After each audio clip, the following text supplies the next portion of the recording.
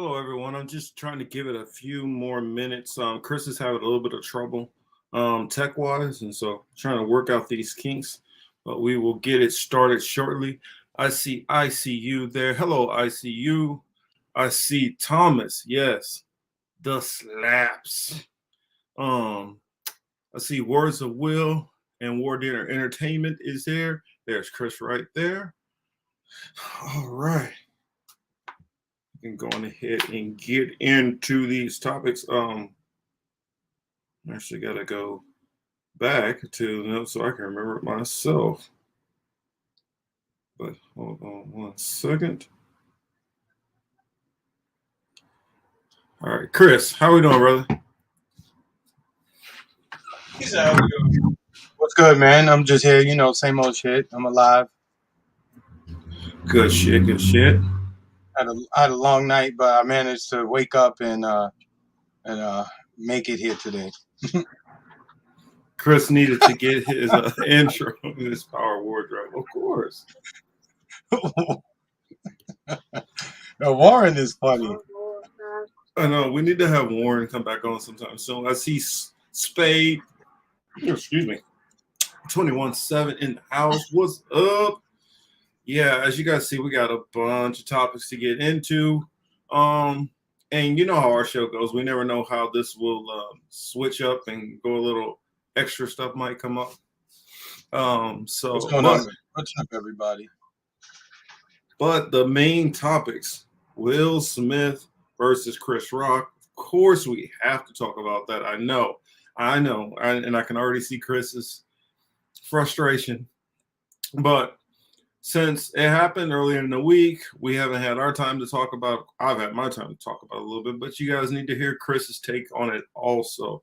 Um, we also have an interesting little, let's call it coincidence for right now, with Pfizer. We'll go into that a little bit more. For those who watched, what was it, Franco's show the other day, you guys will know a little bit about this because I gave some of my opinions.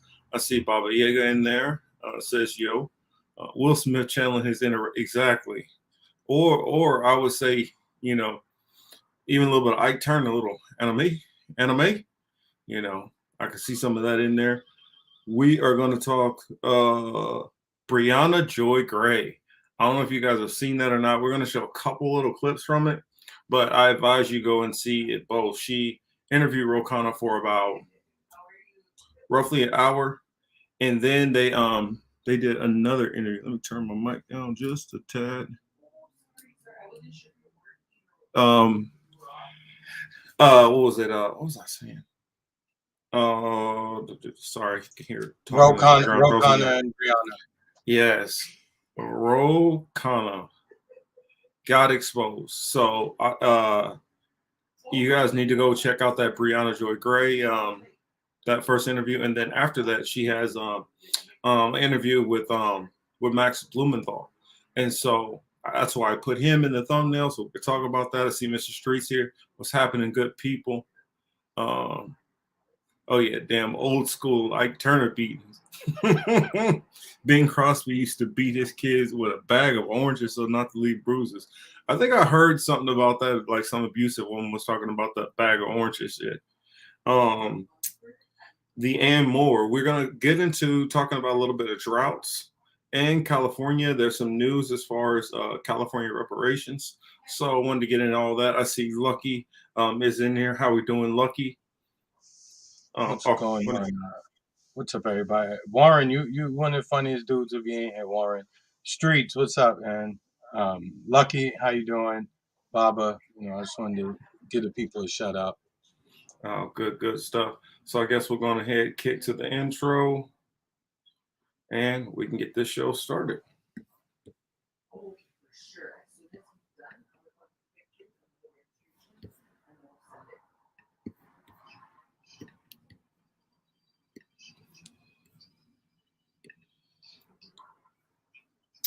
Oh, I guess I thought I had it shared. Hold on a second. Guess I got to go back and do that again.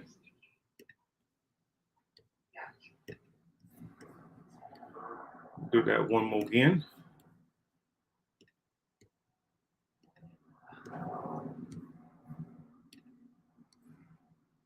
really could have swore I had this already up, but whatever. Just to play this funky little game with us. A question that you need answers. Hello, and thank you for joining me. This is the political matrix. Bookmarks, because these words did not come from us. Mostly kidding. Mostly. Ham and the garlic aioli. And then they're going to change their narrative to Black Lives Matter to all Black Lives Matter, and then they're going to talk about LGBT. You know, So I felt like I wanted to put a couple of clips together. Seltzer all day long. I love that shit. Doesn't matter where we are. We obviously came up in the And you know how he treats them. He don't treat them nice at all. He real rough with them, and you was a good master. Budget, so much more, are forming this weird cabal. Yeah, it's not. None of them are. Do the Chinese own part of that? So he picked Masvidal. So I have Kobe tonight. If, whether it's Biden, whether it's Obama, just sitting up there. there are people in the Green Party that can organize. No, they can organize. They usually just get blackballed by their own party too. Taking orders from the private industry here. You know, like I say, people come on here and they can say stuff they don't normally say on their own shows, which is fine.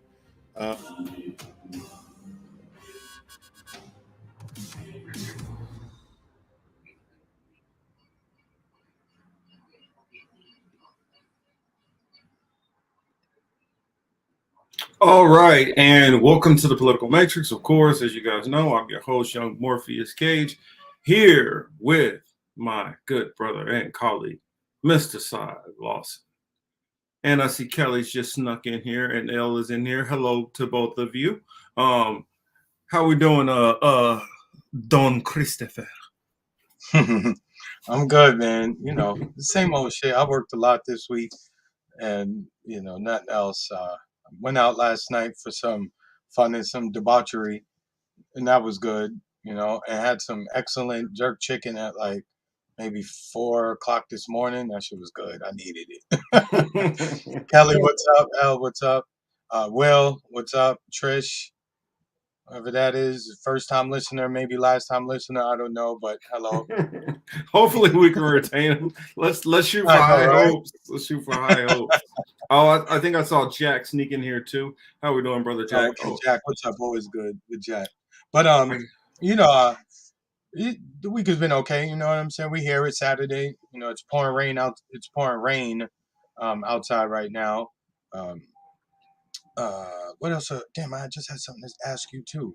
Oh, I know you went out last night too. Where'd you go? Oh shoot, there's Wesley there also. I actually happened to go and see Jimmy Dore last night, and so that was fun. Oh, where's the chicas tonight? I guess they're in the chat. But yeah, I forgot to hit up Sabby. That was a little last minute, so wasn't able to get her booked on this. But normally, if you guys follow my thumbnails, you could tell what we're going to talk about. I always any guests that we're going to have on, I always try to have them involved somewhere into that thumbnail so you guys could be able to spot them. But I guess we should start off first and just get it out of the way, Chris. The slap. Yes, please. You know, we had the unfortune of being on last, because considering it happened the day after when did the Oscars come on? Sunday? Yeah, it came on Sunday, so it was the day after our show. Correct. So we've been going through 6 days worth of takes, and it's just to the point. Look, I walked into work on Monday, and these people are people who don't really pay attention to anything like hip hop related rap culture shit like that. But clearly, it's the Oscars, right? Hey, did you see Will Smith slap Chris Rock? I looked like, man. I looked over Marcus and I was just like, oh my God, this is gonna be a long day. Thank God I have my earbuds and I just put my music on and I hit play. But yeah, I'm already kind of over it. But you know, we could discuss it obviously because you and I didn't really get a chance to discuss it, online. So what did you think? I figure first I'll say it this way. We'll look at it as if in one light as if it's what you see is what you get.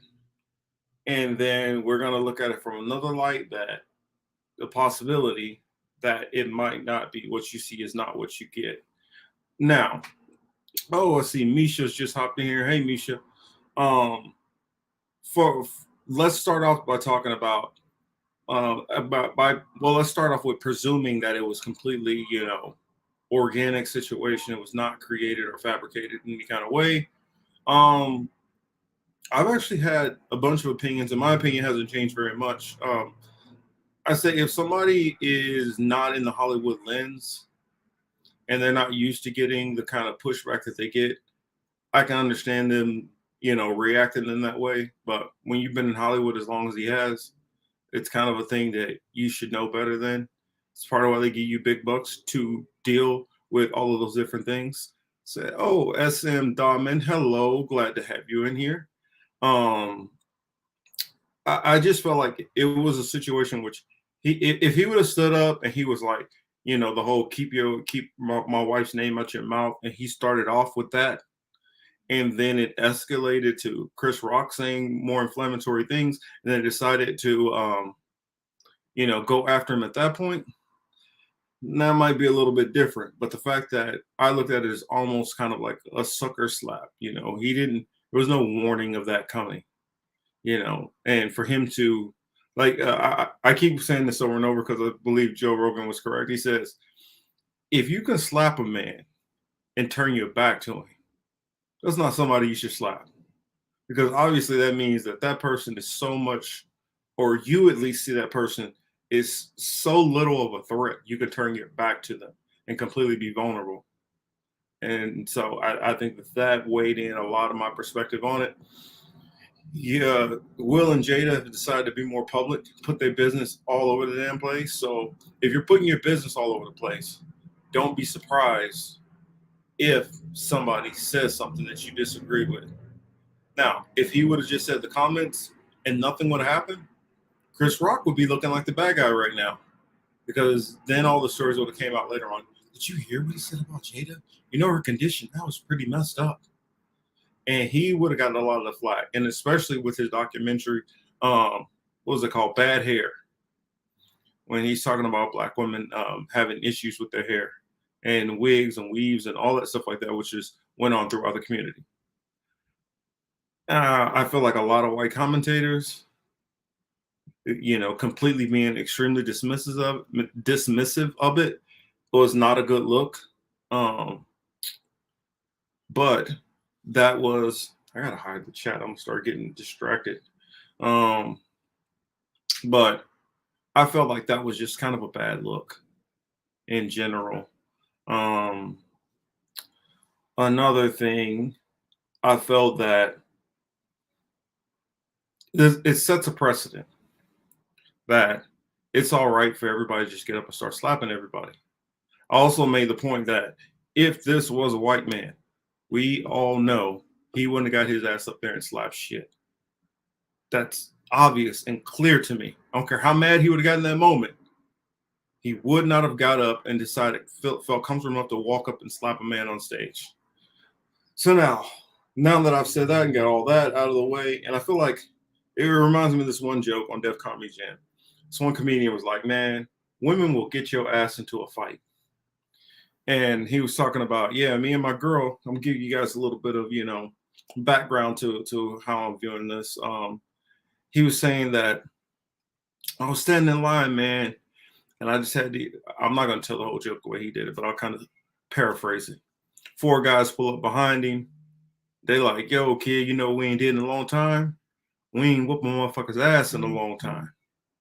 And so that's what he decided to do. And they start hitting his ass, fucking with him. And then eventually they start fucking with the girl. And she's like, you don't hear these motherfuckers talking about my ass? You ain't gonna do nothing? And so he turns around, pops one of them in the face, and takes off running. But he forgot to tell her to run. And they're like, yo, kid, we got your lady. He like, so what, motherfucker? Keep her ass. I mean, that's how I see it. You know, you can't always be so reactionary all the time. You can't sit there and go with this hood mentality. A motherfucker better not do shit to me. Better not. You can't do that. Especially as a black man, there's rules for us, and there are different rules that go on for other people. And just because we get pissed off at something, don't mean that, well, what is it? Roman Polanski didn't get in trouble and for you know, his stuff, his behavior outside of it. And the same thing with I can't remember the other celebrity, but Harvey Weinstein. It doesn't work that way. Do we not see the criminal justice system, how it's applied differently to different people? If we lived in a society where everything was cool and equal, then that'd be one thing. But we don't. So let's just keep that in mind and not flip out because they're not worrying about all these other people. Then there's the other aspect of it. Pfizer, and this is all just coincidental, so you guys can disregard this if you want, or, you know, ride with it. I'm trying to remember the gentleman's name. Let me see if I have the picture still in here. And Chris, can you pull this? You pull this up on your Twitter. The name at Justin_Hart, and pull up his Twitter accounts. Because this gentleman is the one who, I guess I can just read his comment in the meantime. That way you guys can see who we're talking about. Said, rumor is Pfizer, who sponsored the Oscars, needed a big moment around alopecia because they have a drug coming to the market. So the slap was staged. If I had witnessed the absolute corruption of the pharma industry, if I hadn't witnessed the absolute corruption of the pharma industry in the past 2 years, I think this was ridiculous. So, what are your thoughts with all that I've said? Yeah, Wesley says, funny coincidence that a medication is announced for the disease and controversy. Yep, yes, this is the tweet in question that we're talking about. All right, let me put it back big again. Now it says, you see the tweet right there. Now it's about 7,500 retweets, 1,087 quote tweets, and 27,000 likes. This is that tweet. So, Chris, what's some of your thoughts? If, let's just say, if it is the latter, that this was staged for some kind of purposes with Pfizer, how do you think? What do you think about that theory? Like all things that we've seen in our lifetimes, I think a lot of it can be true. The Pfizer aspect of it, it's just a coincidence, right? Damn, we have a drug for this thing, and they're front row. He makes a joke about it, etc., etc. They tried to make it seem as if, sorry, I'm just too many thoughts in my head. But let me get this one out. The Pfizer part, it's too funny for you not to look at it more than once, right? She has the issue. They have the drug coming out to help with said issue. Boom. Number two, the Oscars have been suffering in their world from low ratings for years. Not only just the low ratings, but no one even really talks about it the day after.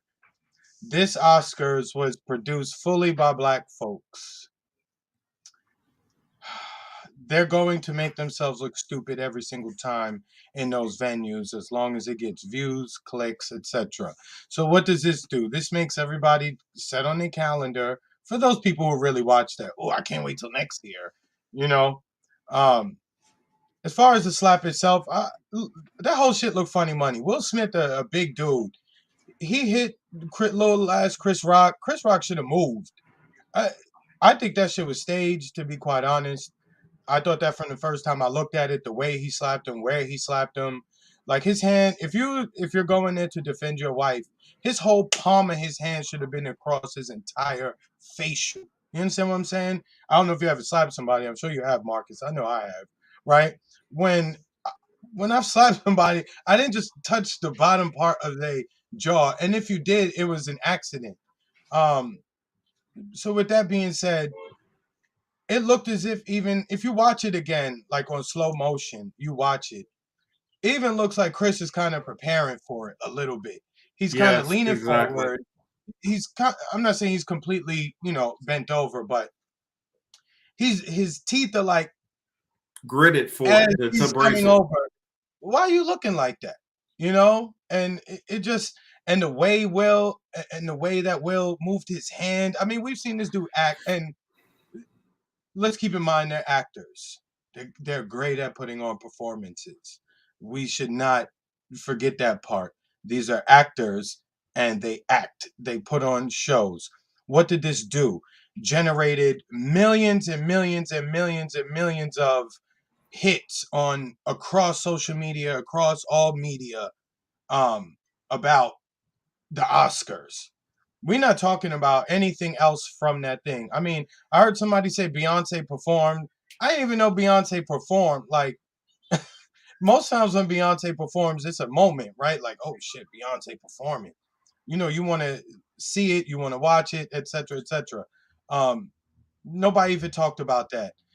I cannot allow myself to get sucked into it, to think that this was just about a man defending his wife.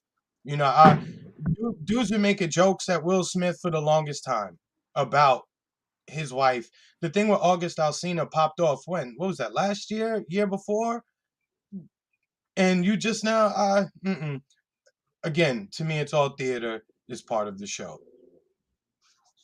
Yeah, I mean, I'm kind of just sitting there, kind of trying to figure which one. It's like 50% of me thinks could have been just a moment of him breaking down and being a little deranged, but there's a lot of stuff over here that's.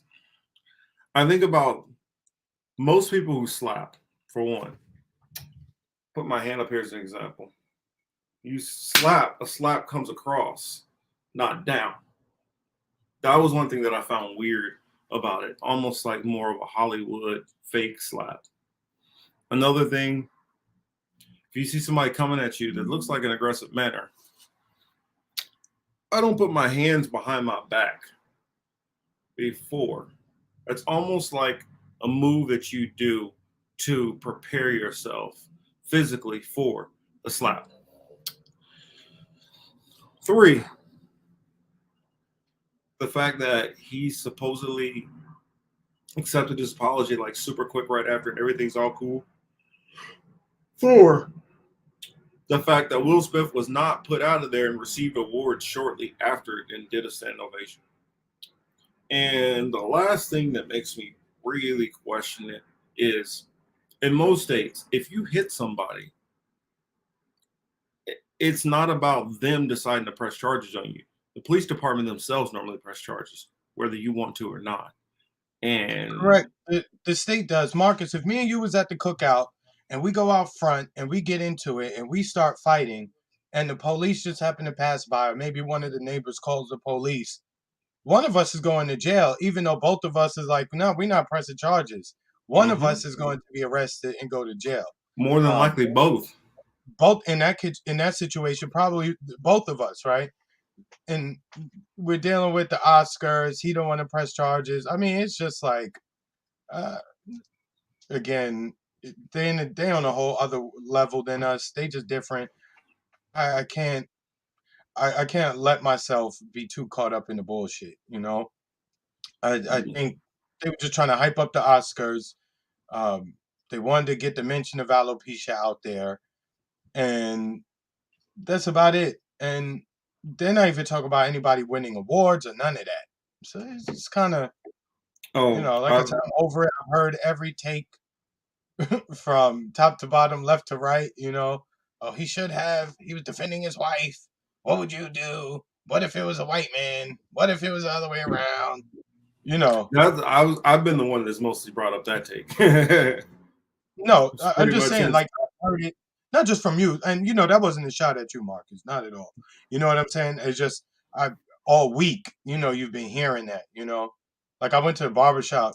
I passed by the barbershop the other day after it happened, and they said something similar. So it was just like, okay. Yeah, I sent you one clip, a photo real quick, and I wanted you to put that up on the screen before we move on to the next topic.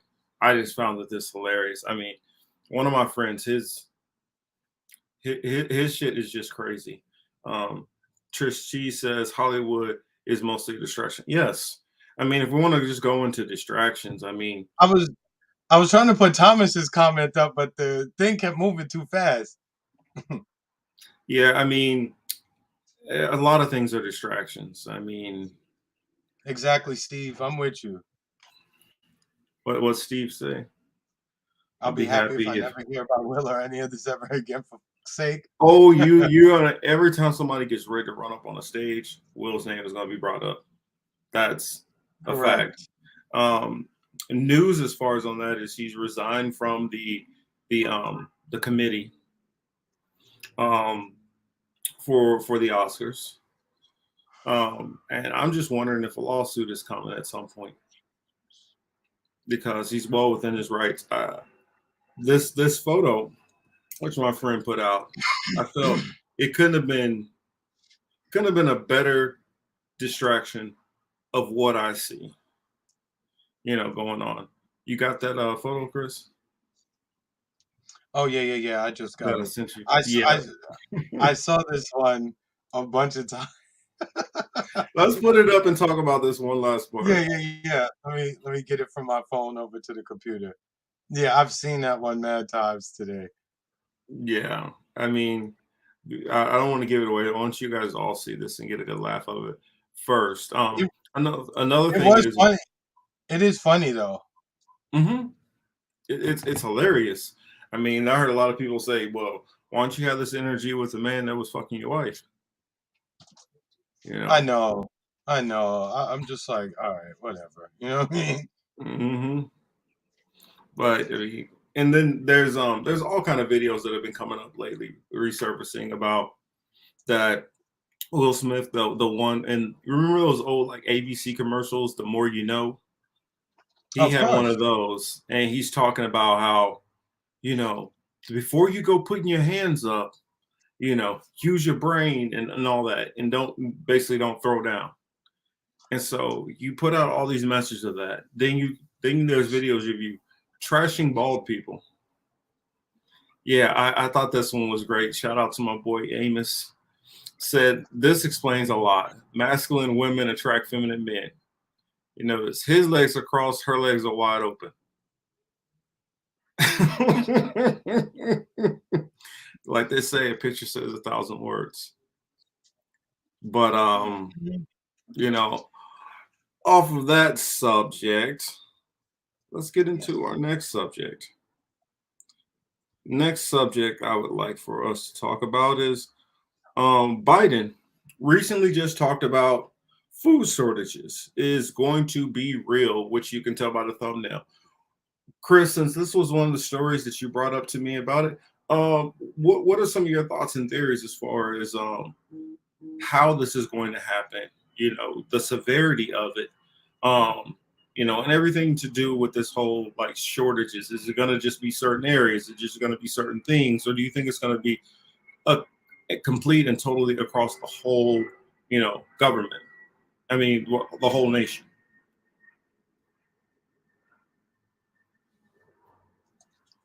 I mean, I don't think clearly it won't be everywhere, but as I've said here probably a couple of times, sorry if I'm repeating myself again, but what was it? The start of Corona, what did they tell us they were doing? They were getting rid of livestock.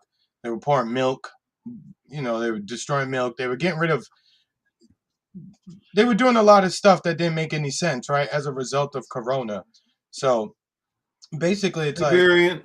what's up, Variant? You know, they started with the bullshit long time ago. Meat is already being hit hard. Yes, correct. SM. They were setting us up for this food shortage. You can't destroy food and crops and then tell me that we have a shortage. You know, as a result, and then we also had shipping delays, etc., etc. They would. This is this is manufactured. This is not a case of where we actually are running low on supplies, etc. To what extent that they're doing this, I'm not 100% sure, but of course it's probably to get people more reliant upon the government. That's what it seems. Some way, shape, or form, right? Because you're going to be begging the government, oh, my stores are empty. You got to do something about this politician. You got to do something about this Miss Politician, Mr. Politician. You have to help us. But clearly there's a more of a reason behind it. I'm just not 100% sure, what that is at the moment. Dale, what's up? How you doing? Yeah, my theories on it is that with the supply chain crisis, like I honestly don't feel like everything is necessarily planned out for a specific purpose. Some of this stuff, I say, as far as the politicians themselves, I honestly think that they don't do a lot of thinking on these issues, honestly, and think about how everything will come back around. Perfect example. I don't think that they're at all, when they're putting all these strikes on Russia. I mean, not strikes, but what is it called? Sanctions. Thank you, sir. When they start putting all these sanctions on Russia, I honestly believe that they felt that it'll be short term, and before it even starts to pinch us back, they'll already be done with it. And so they would have weakened Russia and, thrown their blows at them. But what's happening is I think it's going much longer than they anticipated. And Russia already had some economic moves that they already had set in place for this to happen. So I feel that they were prepared for it. And these things are not going to be effective. Now, some of the other part of the shortages. Oh, Misha, what up, man? Yeah, the other part of the shortages would come from the supply chain being backed up, and that's something that was before. In all honesty, there was inflation going on even before that, and that all tracks back to I hate to say it this way, but because it is needed for some people to be able to have these they did, Jack. I believe that they need to be able to have these what is it called? It says I think Russia may use this chance to go back. Oh, definitely. They're already on that. They're already on that. But I mean, when Trump did the tax cuts, not tax cuts, but when Trump gave out, the checks, the problem is these checks, though they'll put it on the budget, they're taking it out from us. So it's kind of like a, whack-a-mole in both ways. We get something which is already ours, and then we get taxed a premium on top of it. And that's kind of what I feel that's going on in that situation as far as the shortages. That's what kind of kickstarting it. We already started having the inflation, which was going on. Then you had Jerome Powell, the Fed chief, who was saying he's going to have to start raising rates. Granted, it's been like, a point this of 1%, for each little incremental raise, which he's done. But if it's already at negative and he inches it up to a 2, and they really want it somewhere around 6%, 7%, then that's a lot more pain that's going to be, shown throughout the time. So you had all of these different factors going on, kind of pushing against each other to make it all happen. Sometimes I go to the store. the shelves are empty, right? And then I'll go 2 or 3 days later and it's like fully stocked, you know. So it's again, it's manufactured, man. The instead of worrying about shortages, like here's the thing. Doesn't matter if there's shortages, if you can't afford a fucking thing that's on the shelf. I mean, these prices are just crazy. So if I can't afford the shit, I mean, it doesn't matter if there's a shortage. In all honesty, right? I mean, you walk into the stores. Like I love Publix, right? I think that's a pretty solid store, right? I'm miss those giving away my cupcakes. location, right? I do like Publix. They're pretty Miss good. Publix.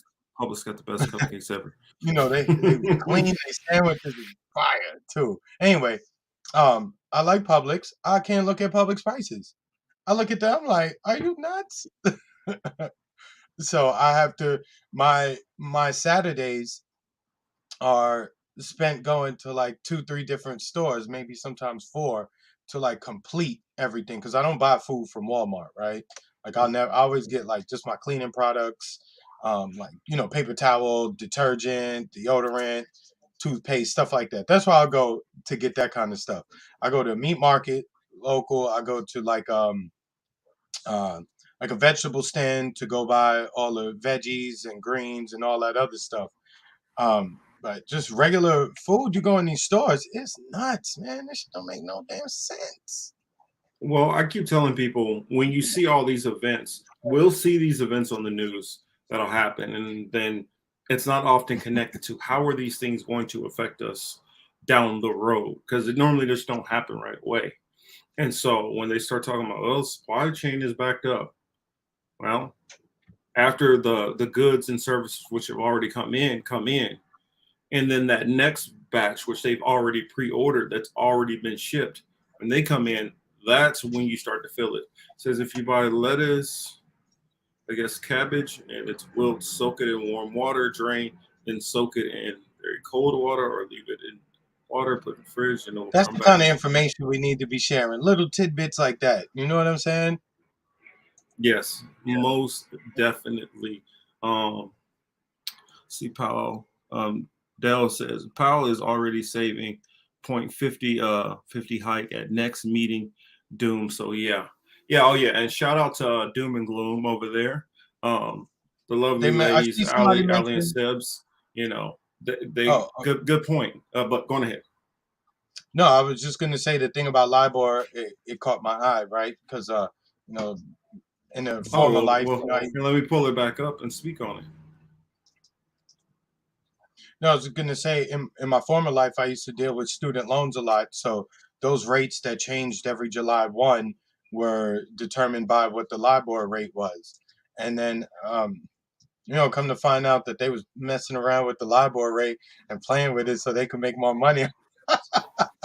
I'm just like, yo, it's really some bullshit. And then now they mentioned SOFR. They said it could. They said could also make interest rates volatile. And that's exactly what we're seeing, man. Like they got us on the yo-yo. We'll never know if we're going up or down. Really, we could speculate. You know, we can pontificate. We can guess. But the only thing we know for sure is that we're being played.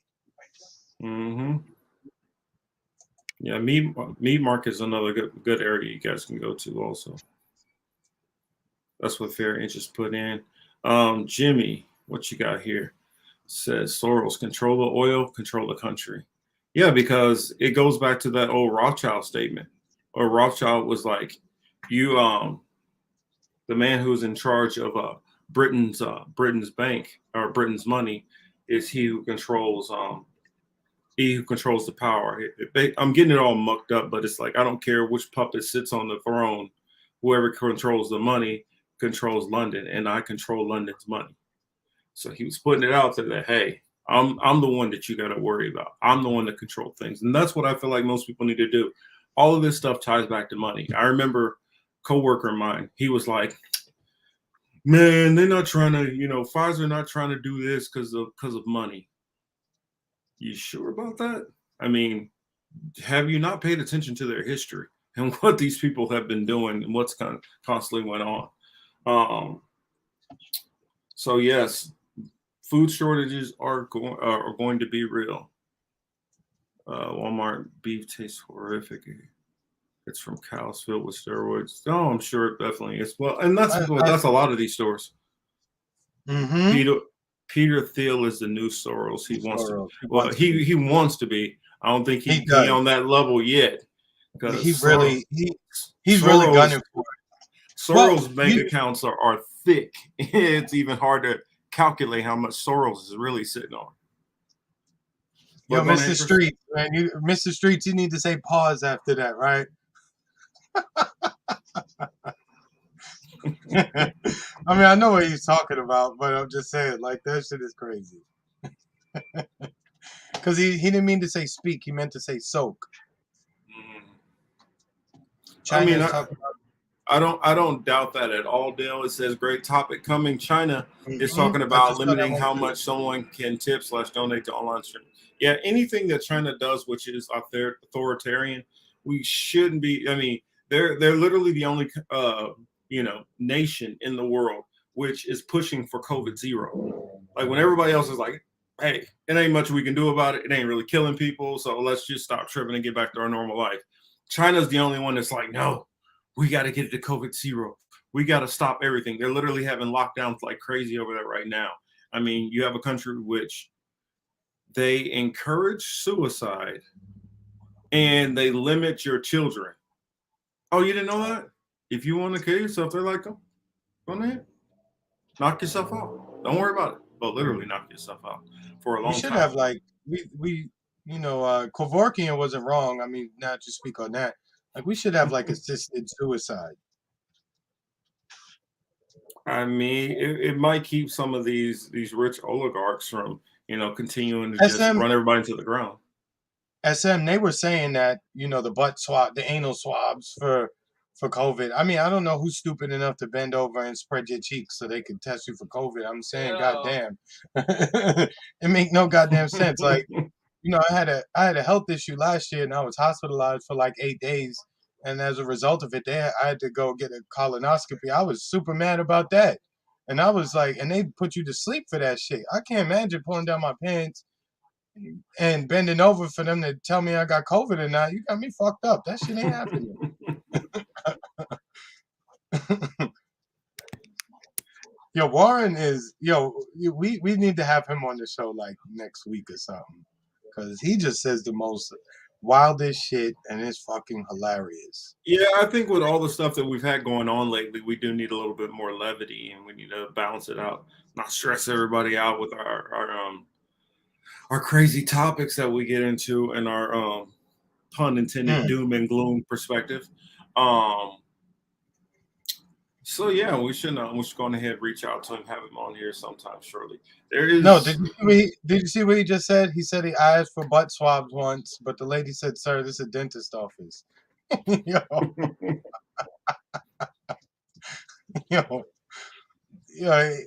His sense of humor is on point. That shit was good. That was sharp. Yeah, I'm trying to get this next clip already that I wanted to show.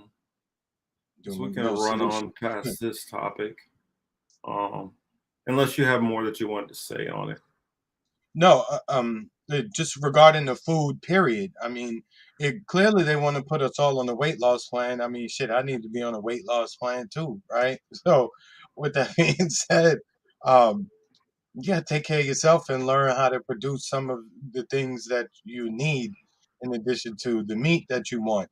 I get it. Not everybody's able to have pig farms, chicken farms, et cetera, but whatever things that you can produce on your own that would lead to you not having to purchase it in a store, try to figure it out. You know what I'm saying? Like that's in your best interest. I'm glad I got my own point. Oh no, go ahead. Exactly. Yeah, we need to find Thomas. Thomas, where you live at, man? We need to come check you out. I believe Oklahoma. No, I know. I'm just messing with him. I wanted to ask you your thoughts on the Britney Griner situation. I told you from. I forgot. Let's set it up first so everybody knows what we're talking about. If you are not in the loop on what's going on with Britney Griner. Okay, so Brittany Griner is a WNBA basketball player who was arrested at in Russia for um, carrying marijuana with her. She was found with marijuana in her bag at the Russian airport, I believe. Right? Yes. She was just coming from New York, where it is legal. So maybe she did forget that she had a pen and a vape and maybe some cartridges in her bag when she made the trip. So they find it, they arrest her. It's just so funny, right as the Russia Ukraine thing was popping off in March, they conveniently gave us that story about Brittany Griner getting arrested when she had been arrested. I believe it was the end of February. Somebody could fact check me on that. I think it may have been like February 26th or something, in and around that day. Um, Now we're on some real anti-Russian propaganda, right? It's turned up because it's always been anti-Russia here, right? But they've just turned the volume up on the propaganda, on the anti-Russia propaganda. And then you slide this story in there. So it just fits. Oh my God, they're holding a gay black basketball player hostage over weed. Russia's terrible. Which that's why I'm surprised. I'm honestly surprised that there hasn't been more coverage to talk about it. Just by the fact of those particular minority groups. Can you eat roadkill deer? No, it's tainted. That is tainted. Do not eat roadkill deer. That will jack you up pretty nasty. Let's see. There's Allie down there. Hey, Allie. Glad to see you. Yeah. What was I gonna say? Oh yeah. As far as my comments on the, but I'm saying, but Marcus, sorry, let me finish real quick. Mm-hmm. Yeah, sorry. It checks every box. She's gay, check. She's black, check. She's an athlete, check. American, check. And Russia's doing something against all those groups. Well, marijuana, check, because Russia is very anti against marijuana. Correct. So it's just real. It was so convenient that this happened along that at that time. So again, that's why I'm surprised that this is not getting any coverage. I mean, I remember we briefly talked about it. We talked maybe twice. We kind of briefly brought it up, and I was watching Bad Faith podcast, Briahna Joy Gray's show, and she was mentioned. It brought it back to my mind because I realized, nobody is talking about this story. No matter how you feel on Russia, Ukraine, this should be a separate issue. And I remember plenty of times where we've had Americans get locked up in other countries. Our government is normally publicly advocating to get those people released. I just don't get why this situation's turned into a different situation. Instead, I mean, remember with one of the Ball sons and a couple of his teammates, they were out there, shoplifting. America jumped in it for all that. We have all the time missionaries who go throughout Africa and South America, and different things happen. They're doing whatever they can to try to get them back in. We have American tourists who get accused for drug smuggling. They always go run to all these people's aid, but we have a high profile black lesbian, person going through all this stuff. All of a sudden, it's like we're too busy to handle it. We got too much shit going on. So I don't know. I just thought that was kind of odd. Have anything else to say on that, Chris? No, it's. I don't know where the current status is. I don't know, if she's been to court. I don't know the Russian legal system to that extent to be able to speak on it. But I do know this. Clearly she didn't have like weight on her. Clearly she's not. Oh yeah, it was consumption amount. Correct. I think it was personal. I think it was definitely less than an ounce. Correct. It was personal use. You know what I'm saying? And she didn't have bricks taped to her body. With that being said, it's like just either give her probation, make her pay a fine, and let her go. Clearly, you're not gonna give her fucking 20 years for having vape, for having some pens and Well, cards. it is Russia. You can. We got to remember, once we go outside of the United States, laws get very different. That's true. Oh, Mr. Street said, "Where's Jesse on this problem?" They ain't cut him a check, Mr. Streets. As soon as the check clears over, you're gonna see Comrade Jesse Jackson. Well, Jesse's kind of messed up. You know, his health is not in the best. Well, where's Al at? That's what I was thinking about, Al. You know, we're gonna see Al over there as soon as that check clears. You know, the National Action Network don't do shit without a check. Same for Benjamin Crump. Look, Benjamin Crump ain't even get his bald-headed ass on TV to talk about it, right? I can't stand them niggas. I really can't. I have a serious dislike for those group of people. The Crumps, the Sharptons, all of them, yeah.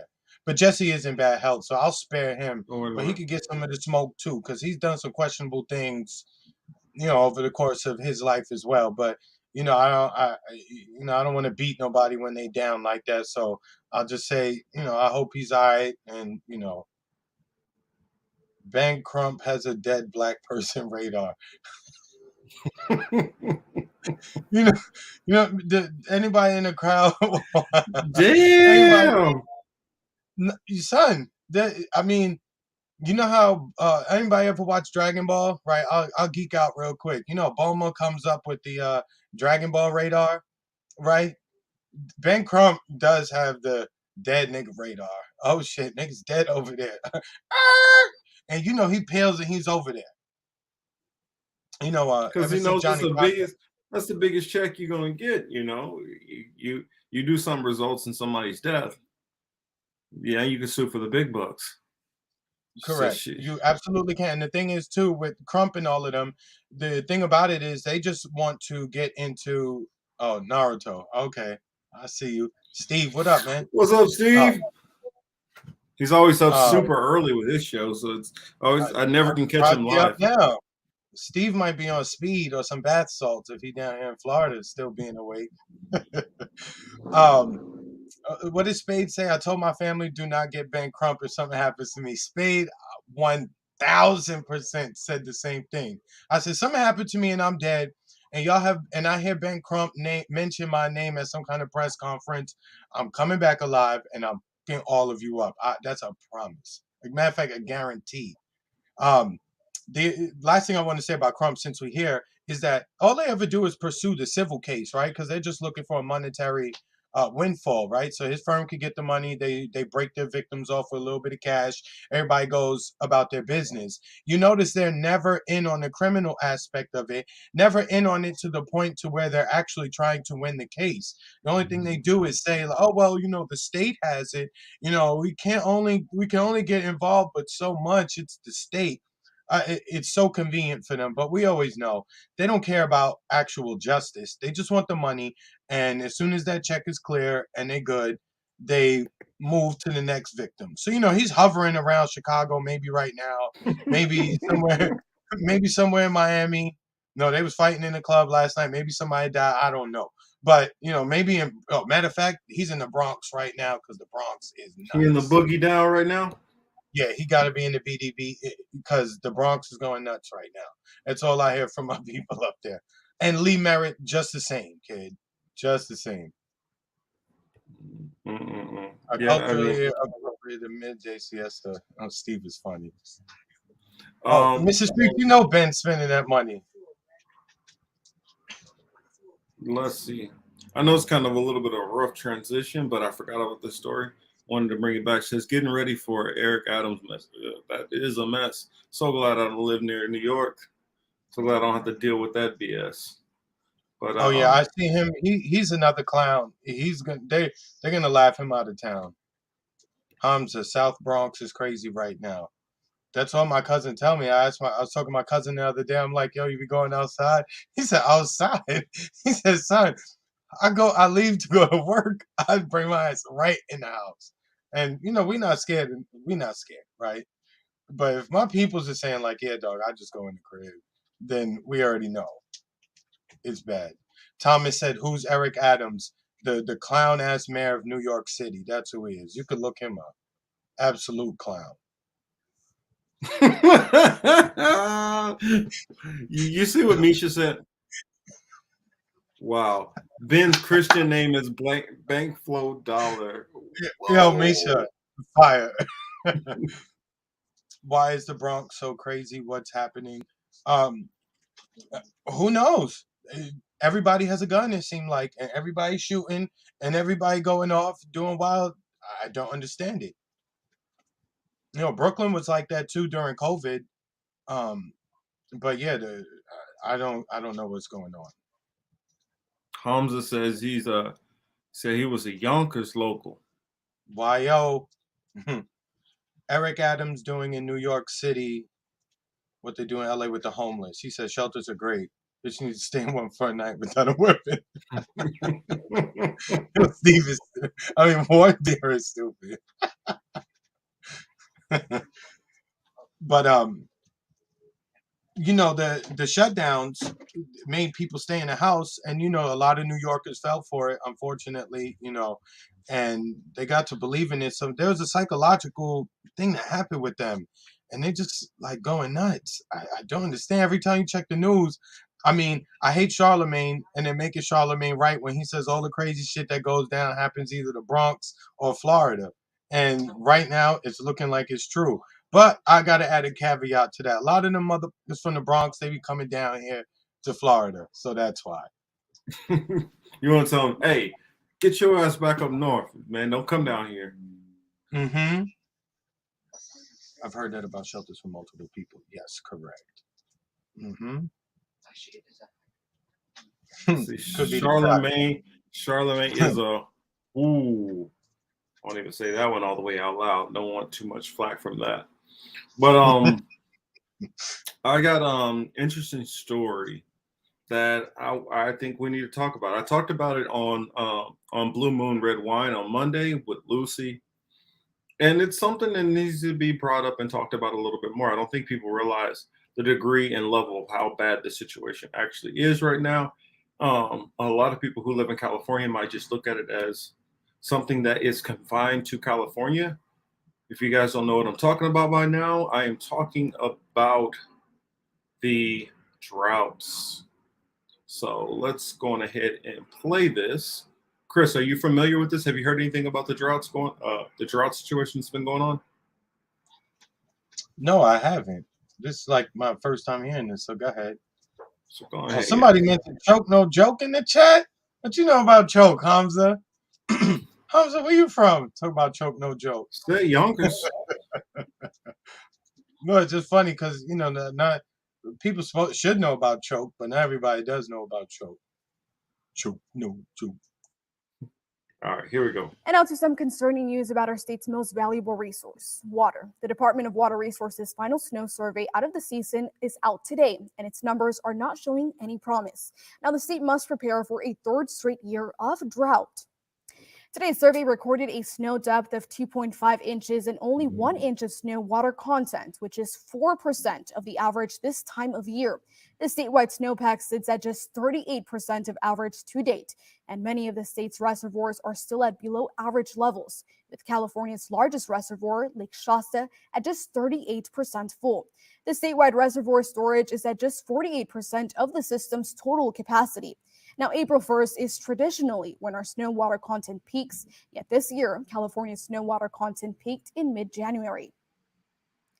And of course, this could all impact everyday tasks like drinking, bathing, and farming for millions living in the Golden State. UC Scott Withers has more on what this could mean for you and explains it's not just a worry here in California. California Sierra Nevada mountains, breathtaking. The snow-capped peaks. Well, those peaks, less snow-packed than they should be.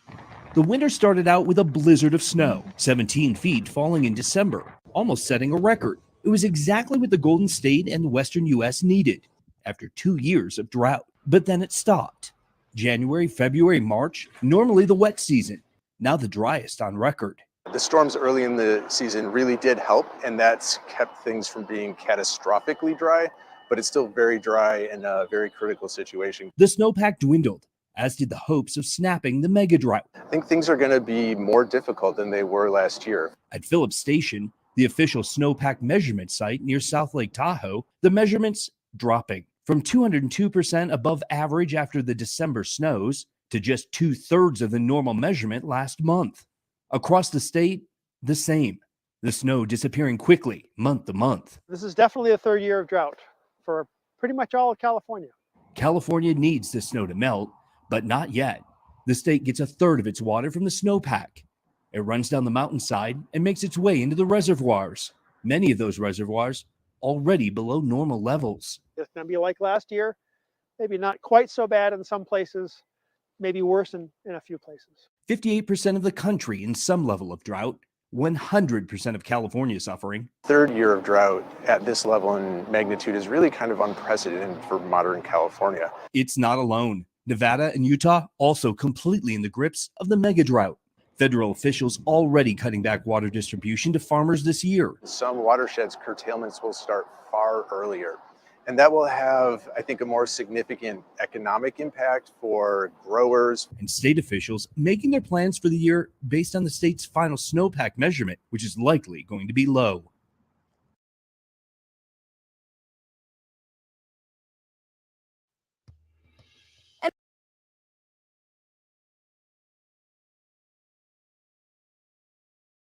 I'm muted, sorry. But what are your thoughts on that, Chris?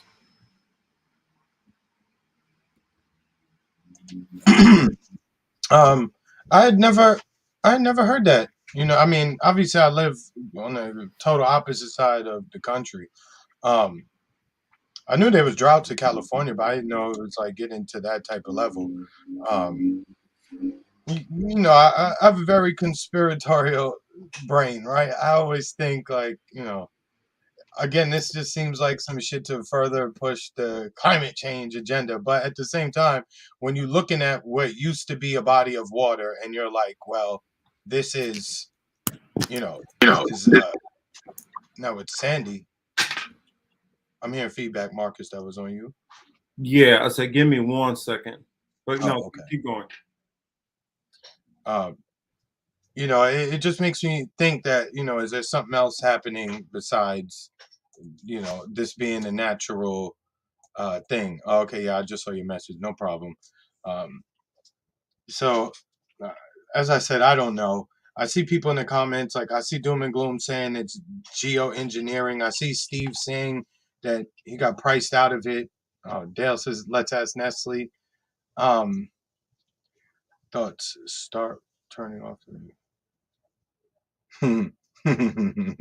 They completely drained Lake Mendocino. I'm just reading some of you guys' comments, my bad. They completely drained Lake Mendocino last year. Damn. Steve, did you have to be so savage? Steve, that was savage, kid. I like how they left out all those companies using all that water for industrial farms. Yeah, I don't. Thank you. You know, I'm just getting ice from my drink over here. I like how they left out all those companies using our water for industrial farms.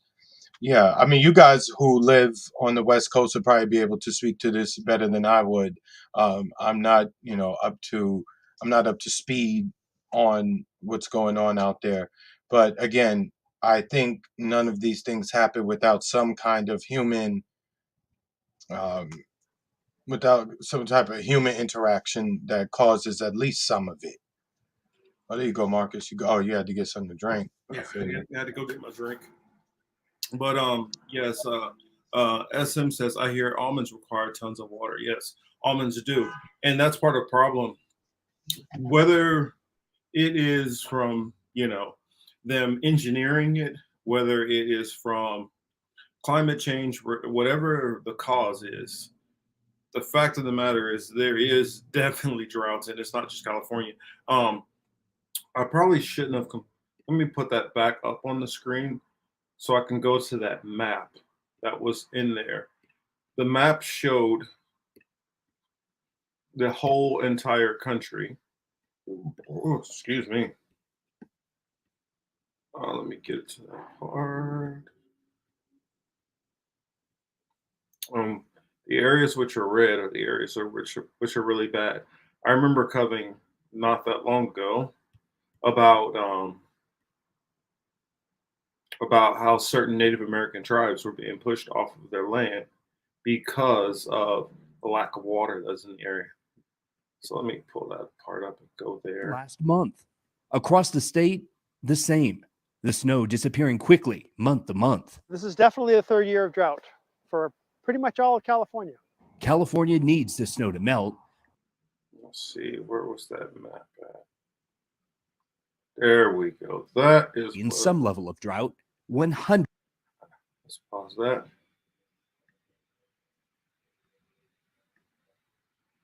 Let's get off Bernie Sanders' cousin.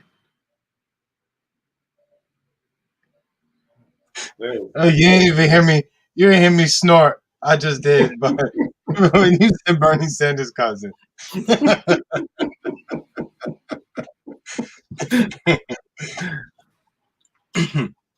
But you see this map here. The white, of course, is indicating that it's not too rough. That's, kind of normal. But if you see where all that red is really bad. Red and the yellow. Those are the two worst of the areas. And this area down here next to Texas and Louisiana is where a couple of different tribes had to relocate to other places because of being pushed off of that. And not to mention that you have people like Bill Gates who are literally buying up water supplies. And the Koch brothers are buying up, literal rivers where, plenty of towns and communities were built off of, because you go back to the early industrial days. That's how most towns were built, off of a local water supply, because of course you needed water for everything. And they couldn't pump it in very easily. So they built the town around them. Well, you're having certain areas where that is, even the part of it has to do with overpopulation in some of these areas. Some of it has to do with natural events. Some of it does have to do with manipulation. Yes, droughts in Tornado Alley. You see that, don't you?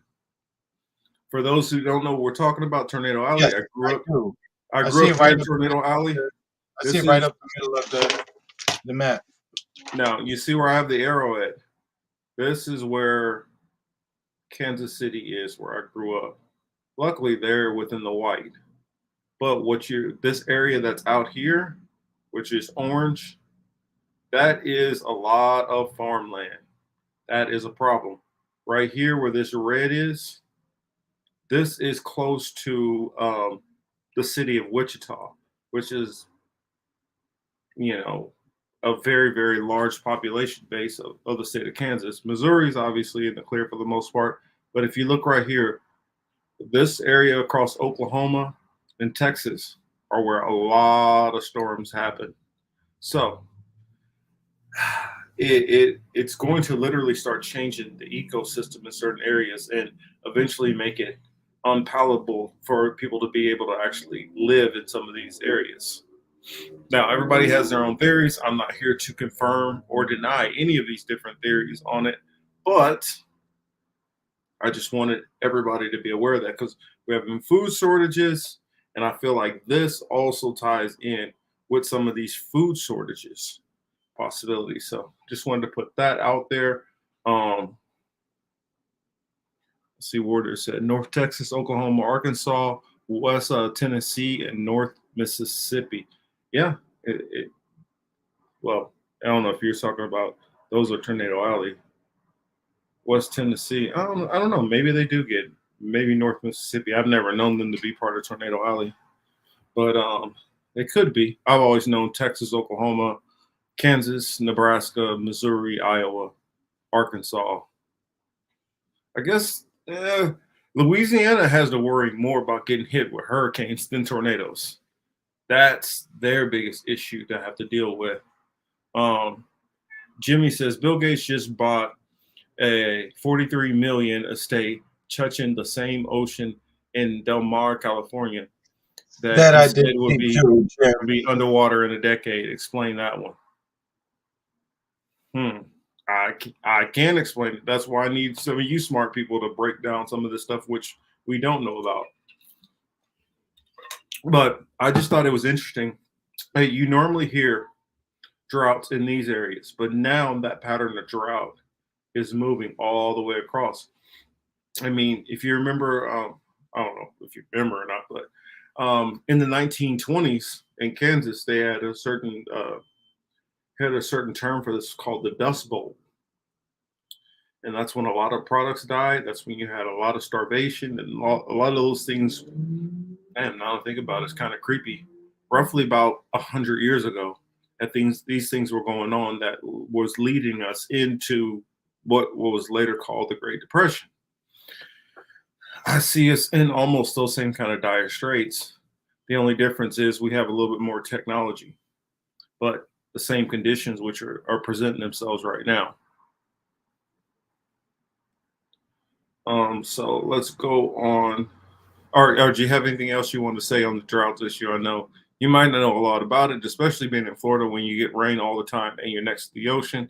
You don't see that, but especially once you start getting to more states which are landlocked, which don't have, oceans around them or even a lot of big water, water like rivers and things like that, rivers, lakes, ponds. Kelly said we got fire tornadoes in Oregon last year, the best of both worlds. That's something that's actually going to have to start being factored in. That it's not going to just be tornadoes. It's not going to just be fires. It's going to be a mixture of both. And if all of a sudden a ton of water starts flooding in, start getting a high level of precipitation, you're going to have to start worrying about another issue, especially this happens all the time in California, mudslides. So all of those things to be factored in. Bill Gates built a nuclear reactor in Wyoming. He could be. I know one other thing that they're building in Wyoming, bunkers. What are they called? Lavish bunkers, or do you know something about it all, Chris? About the bunkers that they've been building? Yeah, it's like all that. It's like that. What is it? That Mount Washington type of shit that they talk about, like West Virginia, right? I think that's the name of it, Mount Washington. Maybe something else, but yeah, I think a bunch of other people already covered this too. They got them like 5-star bunkers that they build in where where you have everything you need but actual real sunlight. But maybe they'll find a way to get some too. Who knows? But yeah, those are those are real nice. But I'm not interested in that. You know what I'm saying? Fuck your bunker. Yeah, I guess let me pull up some of those bunkers just so we can be familiar with it. Berkshire Hathaway is going to operate it great. No surprise there. They're normally involved with a lot of this stuff. And somewhere on the East Coast, I think so too. Yeah, they're strategically all over the country because in case some kind of event comes about, they want to be able to get to them very quickly. And it's going to be no guarantee that they might just be in California or just be in Miami or just be wherever. So they're going to have these bunkers all over the place. Here's just a little clip of these bunkers. As you can see, this place is pretty much unchanged from the Cold War. This is a converted missile silo. How much can this stand? It was engineered to withstand a 10-kiloton nuclear warhead.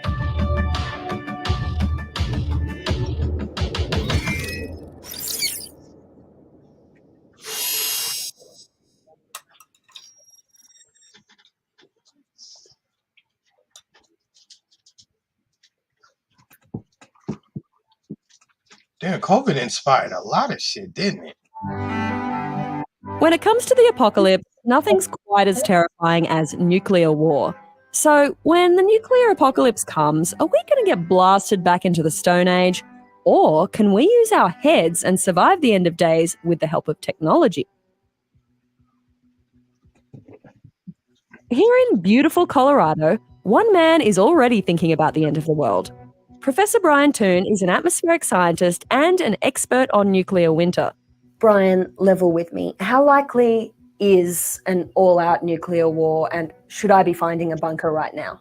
You never know for sure, because that's one of the real terrifying things here is that one person in the United States and one person in Russia could decide all by themselves to have a nuclear conflict. How many nukes are there around the world? Who has them? There are about 14,000 nuclear weapons in the world.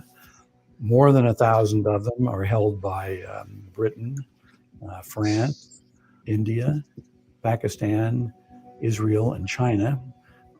Each of those countries has 200 or 300. Then Russia and the United States have 90% of the missiles. So the lesson is everyone has nukes now. But what exactly happens when these bombs go off? If you're knocking over concrete buildings, you're going to blow people to pieces. So there's a range of going out from distance in which you die from the blast wave tearing you to pieces, the radiation burning you up, the light wave burning you or catching you on fire. What happens when day one, a week later, a year later, what are we looking at? Well, when a nuclear weapon explodes, it sends out a burst of light. It's like bringing a piece of the sun, which is nuclear explosions happening, down to the earth. And that burst of light catches everything around it on fire. That fire sends huge amounts of smoke into the stratosphere. But because it doesn't rain up there, it takes years for that smoke to clear, creating a nuclear winter. Blocks sunlight from reaching the ground, which of course makes it cool off. It gets cold at the ground. And people expect that about 90% of the global population will die from starvation because there won't be anything to eat. The more I thought about nuclear winter, the more terrified I became. I needed a plan to survive the nuclear apocalypse before the world went to hell. So where do you go when you want to get off the grid? Kansas. Here in the heartland of rural Kansas, one man is offering millionaire preppers a high-tech way to avoid the apocalypse. They went to your crib, Mark. To the survival I told condo. you. This former Cold War missile silo is now a luxury bunker built for the super rich. Going off the grid no longer means giving up a lavish lifestyle. Think of it kind of like cribs in camo. From the outside, the security cameras, armored guard, and 8-ton steel doors are the only sign you're entering a top-secret facility. In fact, this place is so top secret, I can't even tell you where it is. I'm here to meet the man behind the condo, Larry Hall, who's going to give me a full tour. So Claire, those doors that we just came in through weigh 8 tons each. So they're 16,000 pounds. They're armored steel filled with concrete. So you definitely hear that safety bang when the door closes. Inside, this 54,000 square foot complex boasts everything you could need to live through the end of days. Okay, let's go down and show you what's underground. Okay. Oh. You're not in Kansas anymore. We're going beneath Kansas. The survival condo is spread across 15 floors and goes 200 feet underground. At the top, under the dome, are the recreation facilities like the pet park and climbing wall. Underneath that are the mechanical level, medical bay, and food stores, with luxury living quarters spread across the next 7 floors. At the bottom, a further 4 floors house a classroom, a library, a bar, a gym, and a cinema. All right, so I'll show you a full floor unit. This is a 3-bedroom, 2-bath unit, and they have 9-foot ceilings. You see we've got all these high-end stainless steel appliances. And most importantly, even though I'm 11 stories underground, I've still got a window. When these windows are all on, you come in and out of the units and you see the birds flying and the sunset coming up and the rain and the weather changing. That's the input your brain is used to. If you look in here, you can see that there's the bidet toilets, and we have a jacuzzi tub and a shower with the.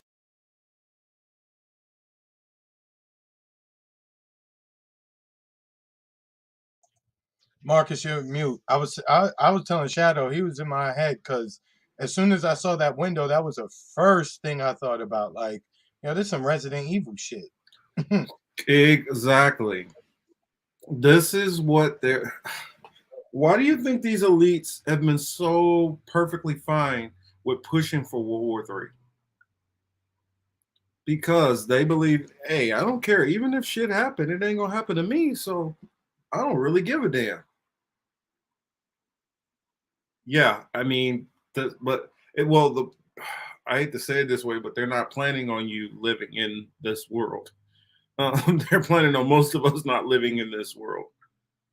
That's the reason why. I mean, think about it. Could they make something like that that's that nice for everybody to live in it?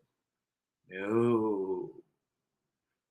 When some people hear from the elites and they talk about how, I can't remember which prince it was, but when he died, he said that he hoped that he could die and come back as a plague to kill as many people as possible.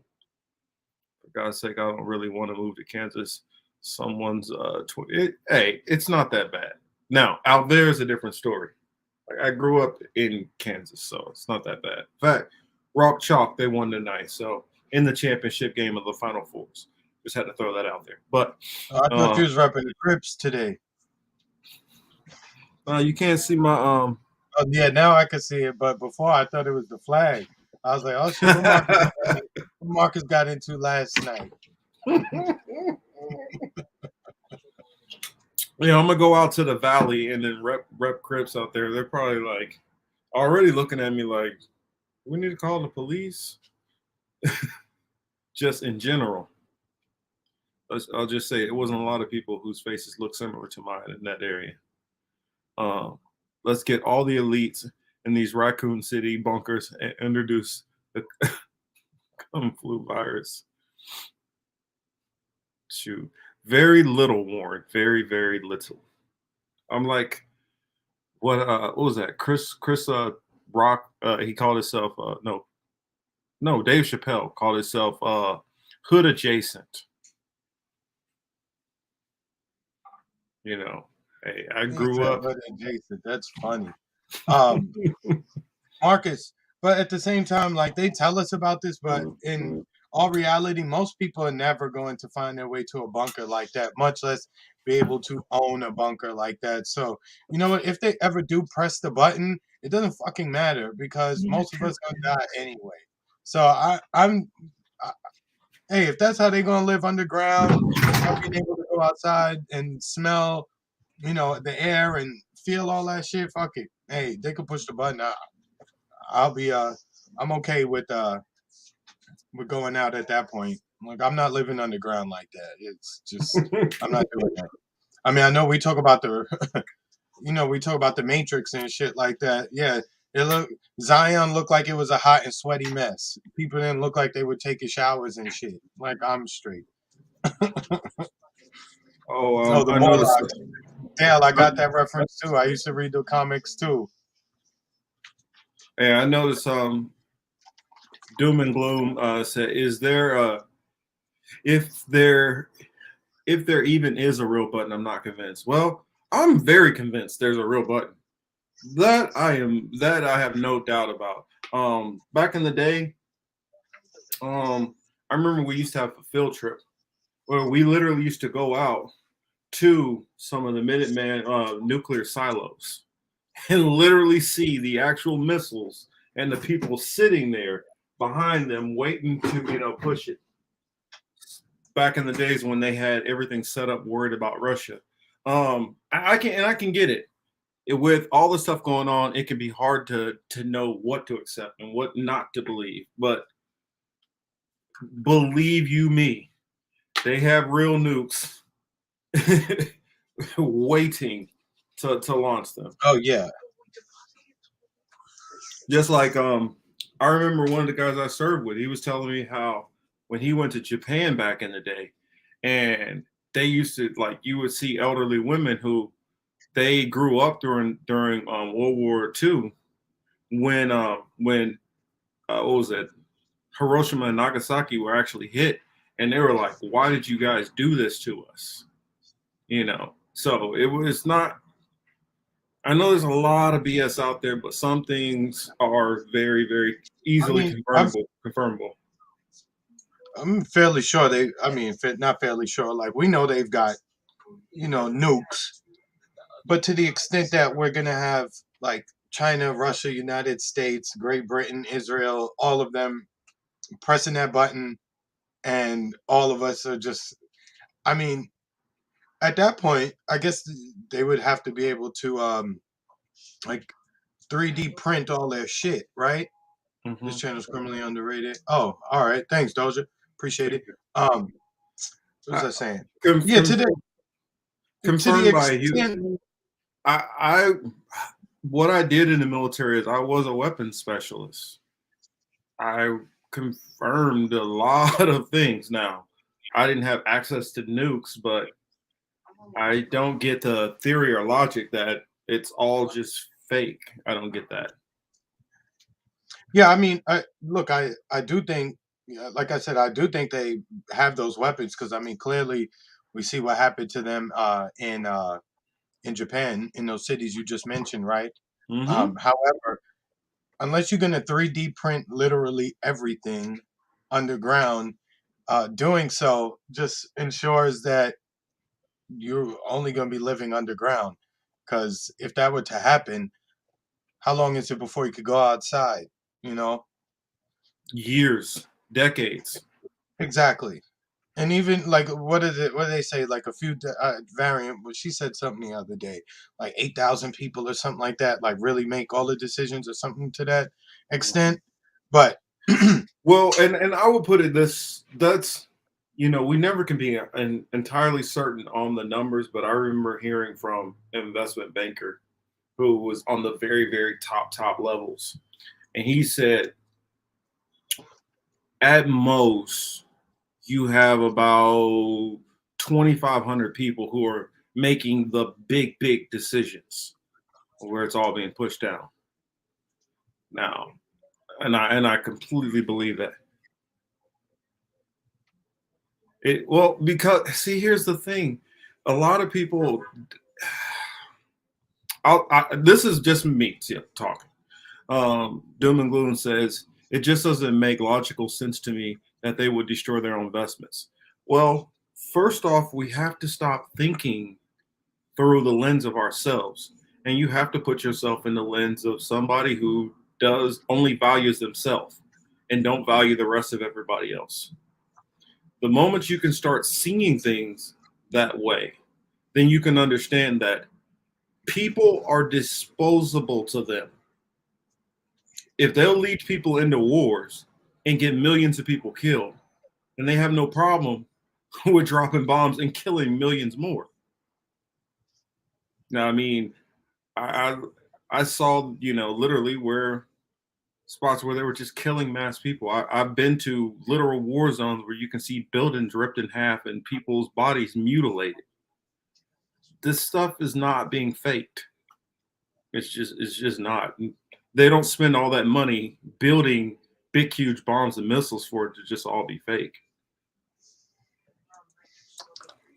Chris, you were going to say something? No, I'm just like reading the chat and I'm just kind of laughing. But I mean, I was listening to you as well. I do think, I do think the threat of nuclear war, the way that they talk about it, is very much like the threat of COVID coming to kill everybody. I'm firmly on that side of it, right?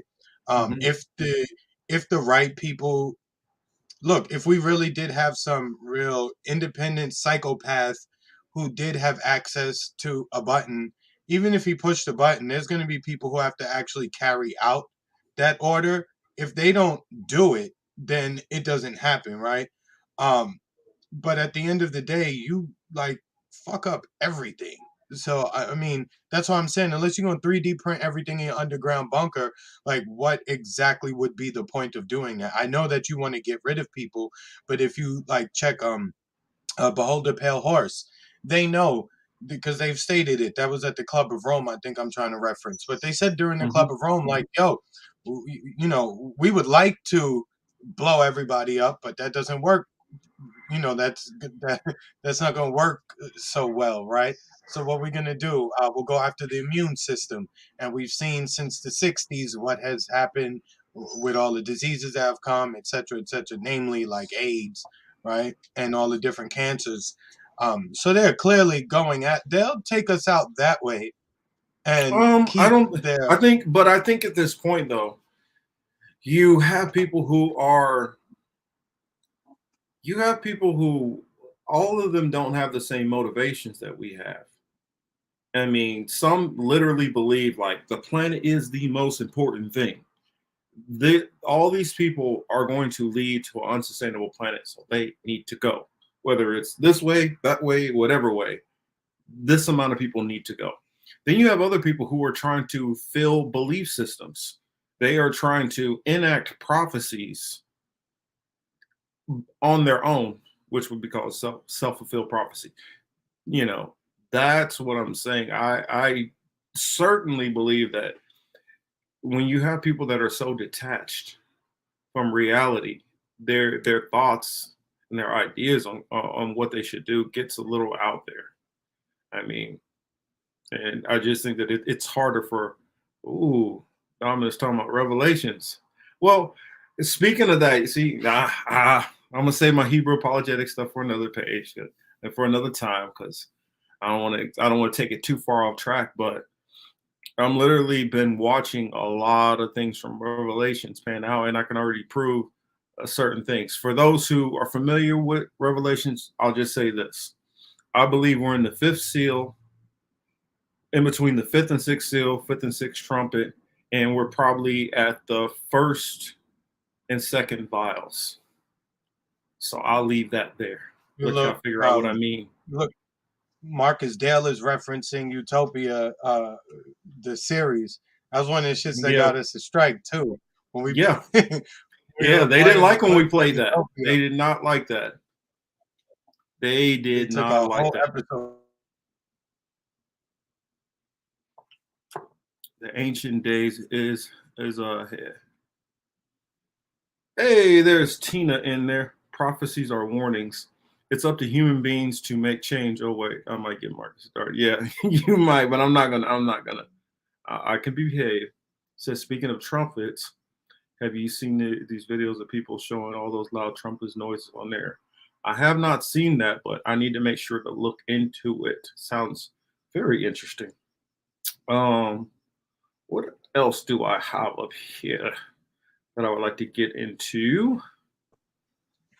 Hey, Tina, what's up? Oh yeah, that's right. Let's get into this next subject. Oh yeah, and to answer Seb's question, the reason why they would build smart cities and all those things is to keep us in control for the time being. Once they've gotten us in control to do the things that they want to do, then these events kind of start playing themselves out. Because what a lot of people, where I differ from most people's belief in or I'm not saying belief as in believing in the elites, but their perception. They have certain things planned, but do I think that all of their plans are going to go exactly according to plan? No, I don't, not at all. That's why I can say, well, they are trying to do this, but this might happen instead. Just like I don't believe that they're going to get the metaverse completely online and get every human being into the metaverse. Will they get a portion of that or get a degree of it? Yes, I definitely believe so. Just like somebody brought up Elysium earlier. Will they create technology which can be used in conjunction with our own body that's connected to our nervous system? Yes, I do believe they will do that. But will everybody have it? It's kind of just like what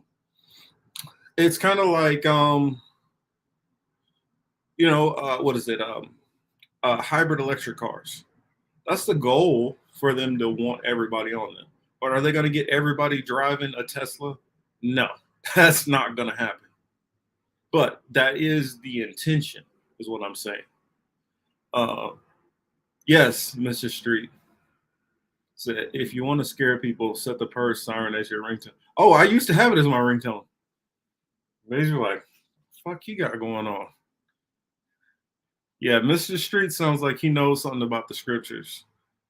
And I believe SM also. What we all need to be worried about is when you start seeing more about those chips. That's what we need to be worried about. That's when things are going to start getting real. So my next story that I wanted to get into, because we still got that Briahna Joy Gray that I got a couple of points which I wanted to stop it and show you all if you guys did not check it out. I have it up, so whenever you're ready, I can, Here, I'm gonna play this other one first, and get this one. I don't know if you all know, but this is, I guess, another California story. California has just recently approved reparations. Now, we're talking about reparations for descendants of slavery, African descendants of slavery, or so-called African descendants of slavery.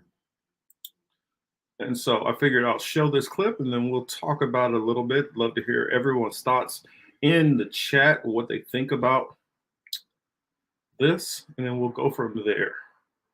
Reparations Task Force is making history with a major decision on who will receive compensation. The first of its kind task force was put together by Governor Gavin Newsom back in 2020. Now, after hours of testimony and debate, the group has voted 5-4 that reparations should be paid to descendants of Black slaves who were living in the United States during the 19th century. Chairperson of the California Reparations Task Force, Camila Moore, joins me now with a little bit more on all of this. Camila, thank you for being here. I know that California is the only state in the U.S. to move ahead with a study and a plan for reparations like this. So how has this process been to try to figure this all out? Hi, thank you for having me.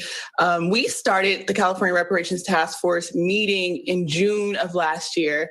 And since June, we've held a series of virtual public hearings on a variety of topics, but starting with the transatlantic slave trade, to the institution of slavery, to more contemporary harms against African Americans in California and the United States more broadly, around predatory lending practices, environmental racism, racism in banking, tax, and labor, amongst other issues as well. And so we've had an ongoing conversation about who should be eligible for reparations, and we finally resolved that question yesterday afternoon. Now, what were some of the key issues that you faced during all these ongoing discussions and debates? Right. And so the framing around the community of eligibility to the task force was around, should it be race-based, so all Black Californians, regardless of national or even immigrant origin, or should it be lineage-based, so where you can trace your ancestry to an enslaved or free African-American person who was living in the United States prior to the 19th century. And so there were amazing arguments on both sides. But 5 task force members decided, along with myself, that a lineage-based approach would be most apt. So, Camila, how significant do you think was, one, the creation of this task force and finally reaching this decision?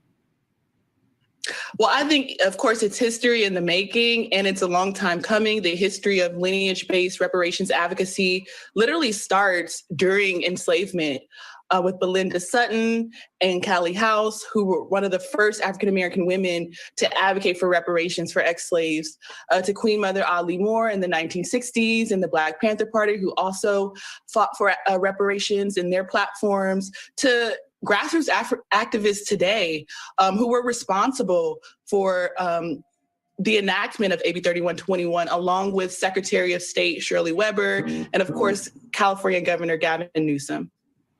So why do you think these reparations, one, why are they necessary? And what will this compensation look like? Will these be cash payments or will it come in other forms?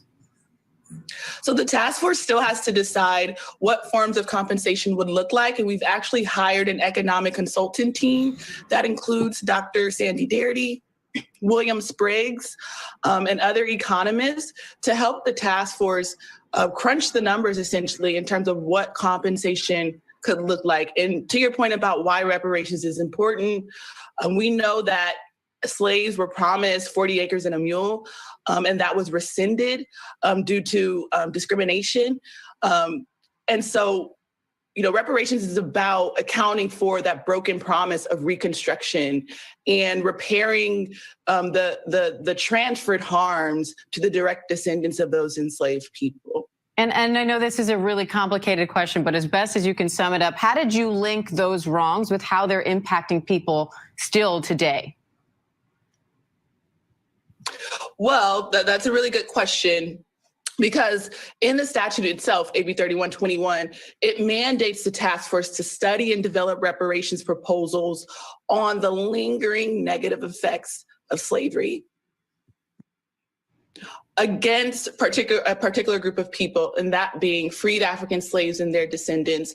So there are many different lingering or badges and incidents of slavery, like homelessness, like mass incarceration, amongst many other factors that are still a badge and incident of slavery in 2022 that has to be eradicated in order for true equity to be achieved. And so that's the historic task that we have as a 9-member task force.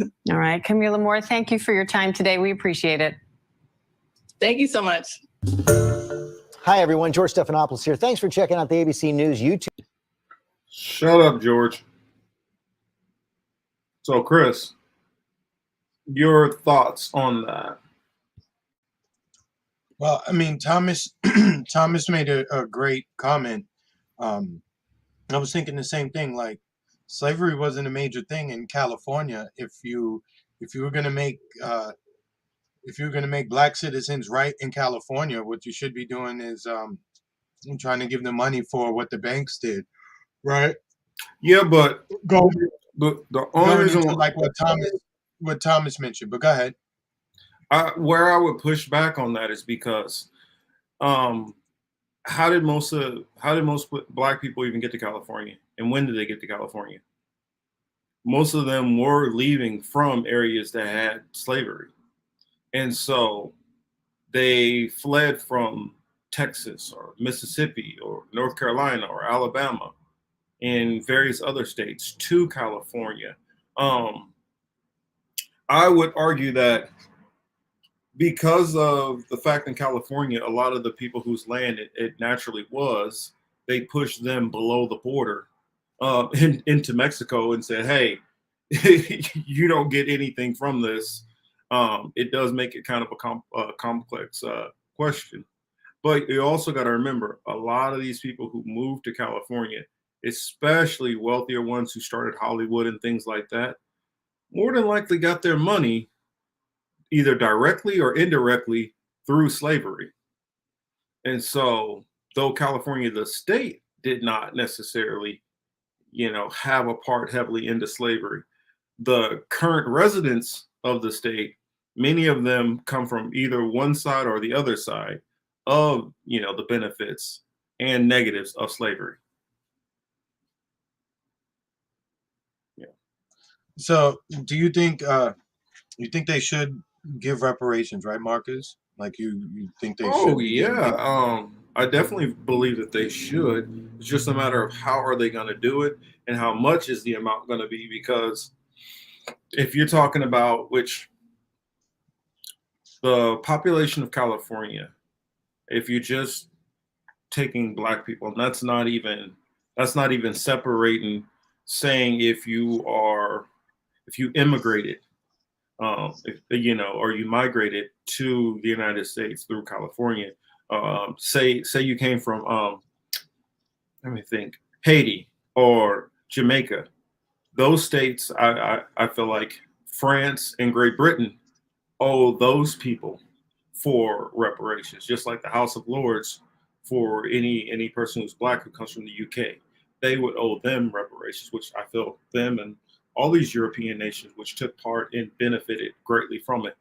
But if it turns into here's $10,000 for the 8% of you out here in California, okay, boom, reparations talk is over with, then that I feel that there's a problem there.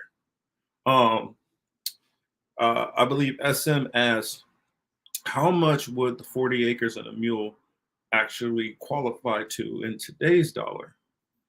Well, the mule probably right there alone is what, 5 to 10,000.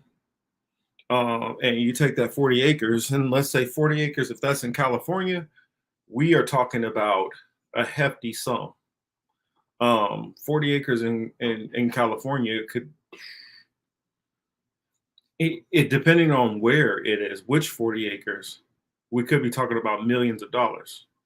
Now, if we're talking about, say, a place like Mississippi, and you gave 40 acres, 40 acres might only be about 150,000, 200,000. It might not be such, a big stake. As Sabi mentioned on her show, that the family wealth of Black family is only $8 in Boston, as opposed to 200,000 for the average white family. That's crazy. I know in my hometown, this is just the median income. This is factoring all the race. This isn't even separating it out into, Black families, but it was around 28,000 at the time, where in the next county over next to me, Johnson County, was well over 200,000. And it seems to be that massive disparity when you start factoring in communities which are predominantly minority. Let's get more of these comments in here. Thomas said, we natives have some treaties and one land, claims another settlement. Blacks have benefited from civil rights law, but they still need, but what do you mean by we benefited from civil rights laws? Because there's still redlining, which is going on. So that would negate any kind of benefit. You still have, you can look how the court system reacts. You can look at in the job market how the wages are separate. You can look at it when you go to the bank, that it's, so I don't get what exactly you mean by that they benefit from civil rights laws, because I don't feel like much was ever achieved from the civil rights laws. I honestly believe that before Martin Luther King was fighting for desegregation, minus the bombings and stuff, most of those Black communities were doing better than most Black people are doing after integration. So I don't know how much was accomplished with civil rights outside of having better treatment from more non-white people, just as treating with respect and as a human being than before. But monetarily, economically, I don't see it as it's been that much of a positive change. Go ahead, Chris. No thoughts? No, it's a bit of a sensitive issue, right?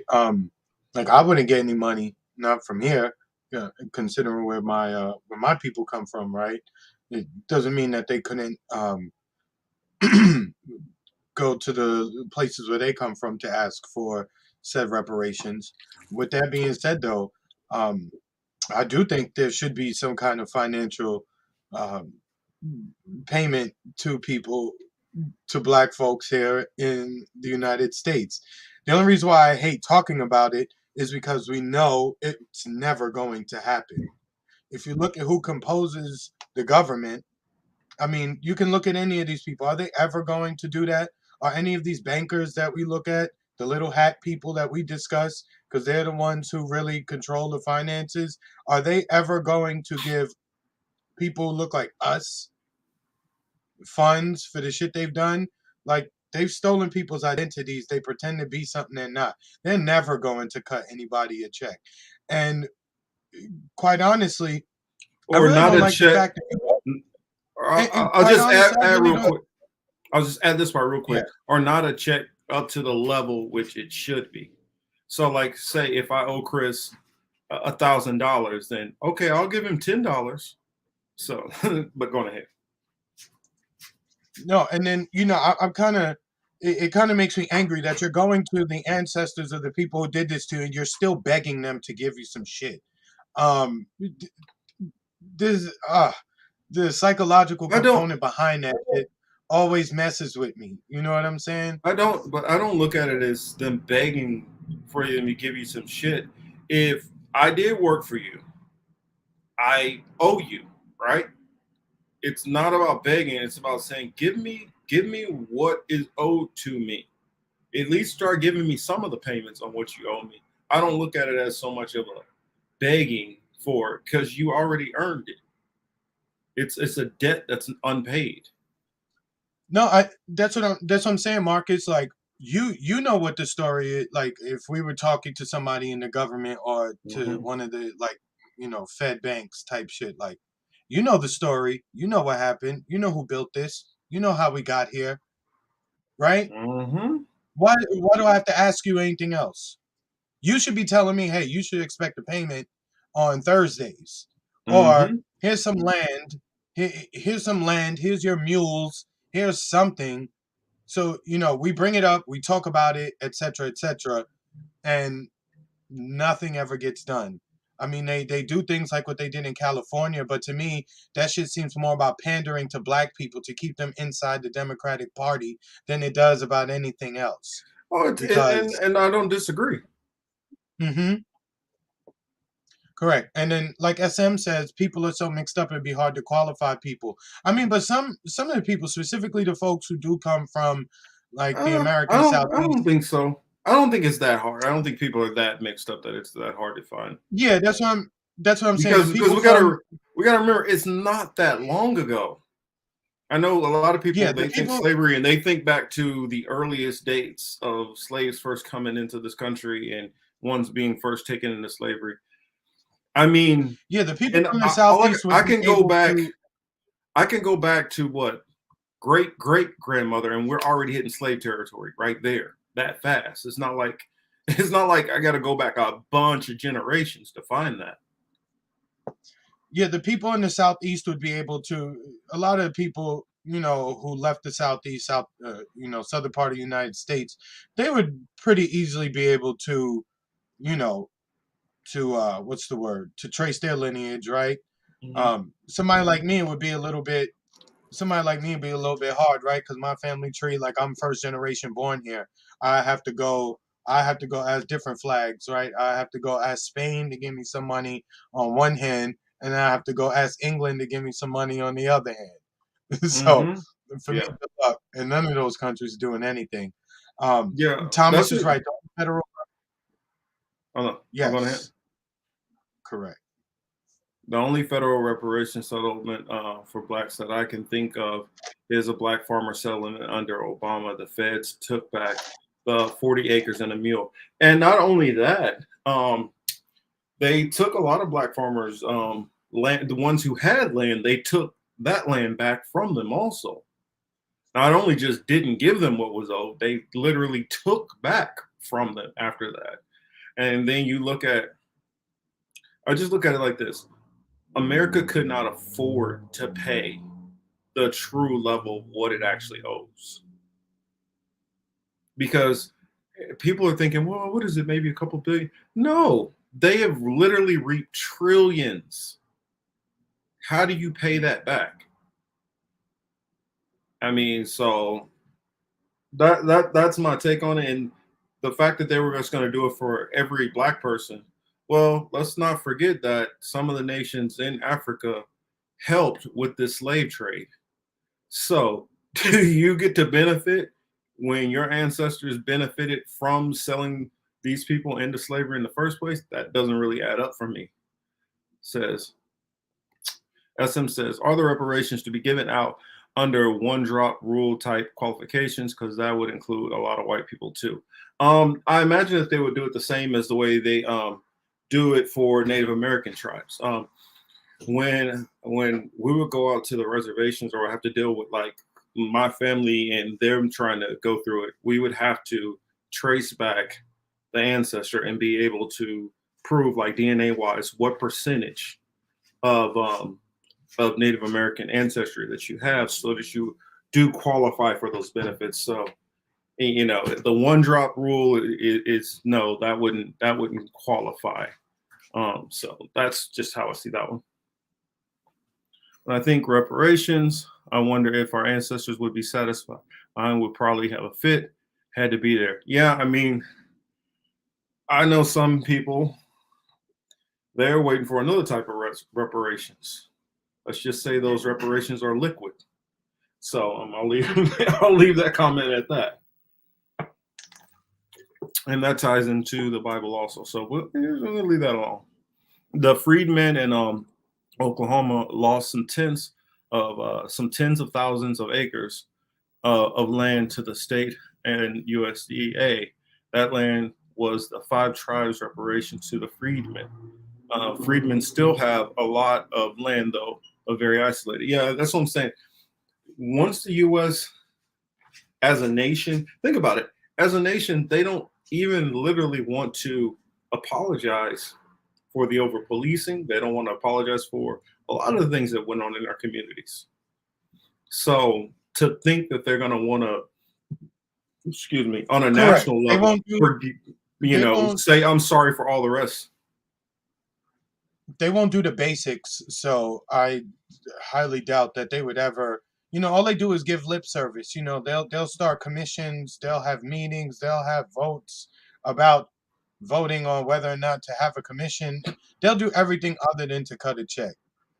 Which I don't know if oh yeah, sorry, Hamza. To answer your question, yes, I do listen to Boyce Watkins occasionally. As the Sam said, take and your I 28 listen to days and be quiet. and I listen to Vicky Dillard also on occasion. For those who don't know about Dr. Boyce Watkins and Vicky Dillard, you need to learn about them. Oh, another one, Dr. Was it Claude? Let me see. It's Claude Anderson, I believe. I'm hoping I'm not screwing his name up. Claude Anderson. Yes, it is Dr. Claude Anderson, who, yes, okay. Oh, thank you, SM. Yeah, he worked for Jimmy Carter, and he actually pushed and got a lot of things moved and helped out for the Black community. So if you look up some of these people and some of the things that they're talking about, it will explain a lot more to you. For instance, it'll tell you some good and some bad. For instance, a lot of people don't realize that some of the stuff with the bus boycotts, which you had down in the South, some of these were areas where there were Black towns which had their own buses, had their own routes, and some of the white towns didn't even have buses. And so they literally had to rent buses to protest those buses in white areas. So, I mean, it gets a little bit crazy. You have some Native American tribes who helped freed slaves. You have people who were, especially across the whole Mexican border, all the way from Texas, all the way to California, which helped slaves cross the border into Mexico to have freedom. And also on the top side, coming out of the Dakotas and, well, New York type area and stuff going into Canada. But then at the same time, for those Native Americans you had and some of the people in Mexico who were helping free slaves, and not to forget, you also had the Seminoles also in Florida who took in a lot of Black people also who were runaway slaves. But on top of that, you can't forget there were 5 major tribes within the Native American community which held African slaves. That did happen also. Now, just because of those 5 major tribes did it, it doesn't erase all the good deeds and acts that came from the other tribes who weren't engaging in those types of things. Not Vicky Anderson, Vicky Dillard. Vicky Dillard and Dr. Boyce Watkins. Trying to remember what's the name of this channel. SM, I know you know what I'm talking about. You can help me out. It's on the tip of my tongue. Or if I find it first. I know you're not talking about the I know you're not talking about the Black News channel, because ain't nobody on there got a job they done. No, this did you ever hear that? No, this is not them. Yeah, did you ever hear the Black News channel or the Black News Network? Yeah, I've heard of them. I listened to them a little bit. Yeah, Boyce's channel. Oh no, I Look, it was remember funny. now. Fly Nubian Queen. That's the network, I believe. Fly Nubian Queen. They had the Black News Network, and the first host they showed was not a black person. I thought that shit was fucking funny as hell. But anyway, you know. But yeah, we was getting into what'd you say? Roe and yes. Yeah, we're gonna get Briahna. into Briahna Joy Gray and her dismantlement of Khanna. You said you had that up. Let's see, because I got the points which I want you to go to. If you have it up, or I have it up too. Damn near impossible. SM. I don't like. It's hard to get us to like unify, but that's because some of us come from a certain cloth, and some of us come from different cloth. I really don't want to go through that right now, but I guess I'll say this part because I heard somebody kind of push back a little bit on this. When you go into, for instance, Europe, and you take most Indo-Europeans and you trace DNA coding and sequencing and language and culture, there are so much similarities with a lot of these people, even though they're like, no, I'm a Russian, no, I'm a this. No, you guys are extremely similar in many ways. Well, maybe a Russian's a little bit different than most other Europeans because they have more of an Asiatic mix. But those handful of people will no, I'm a Spaniard, no, I'm a Brit, I'm a Scot, I'm an Irish, and making it like they're so far apart. Actually, in Africa, you have literally the most diversity, and gene sequencing is very separate. A lot of different people tracing them back to specific tribes. So I know a lot of people just see a bunch of black faces down there, so everybody's all the same, and that's what kind of Pan-Africanism a lot of times looks at and thinks on. But Africa is literally the most diverse continent in the world. And it has always been. So to just try to group the most diverse people all into being the same and then take the least diverse people and pretending they're all different goes back into psychology, which has been placed by certain people. I'll just leave it at that. Hollywood gave us the movie Roots. YouTube gave us the truth. Now they're in a corner just saying, and now they're shutting up the truth. Exactly, because if you go into speaking of Roots, go look at the newer remade version of Roots. Some very interesting things they say in there. Very interesting things they say in there. Europeans carved it up, did a lot of damage. Not only Indo-Europeans, but start going into Kelly, GWP or GWP, good white people, good. Yes, we don't have an issue with them. No. Marcus says some of them might become concubines at a different time, but Oh God, you remember that? I said that a long time ago. I was joking. We joke. We kid. I was just joking. Them just jokes. Nobody. Hey, and I tell people, hey, I'm not Chris Rock. Don't come up here and put your hands on me, because I'm gonna tag you back. And you'd be surprised how fast these hands move when provoked. That's all I'm saying. That's all I'm saying. So yeah, let's say it's not white people, it's the colonizers, which make up a tiny percent of the white race. Colonizers could be other races too. Oh, I'm not saying they're not. Do you know that there are I could tell you guys a story about a black plantation owner. He was a freed slave, then bought him a plantation, and then started owning black slaves his damn self.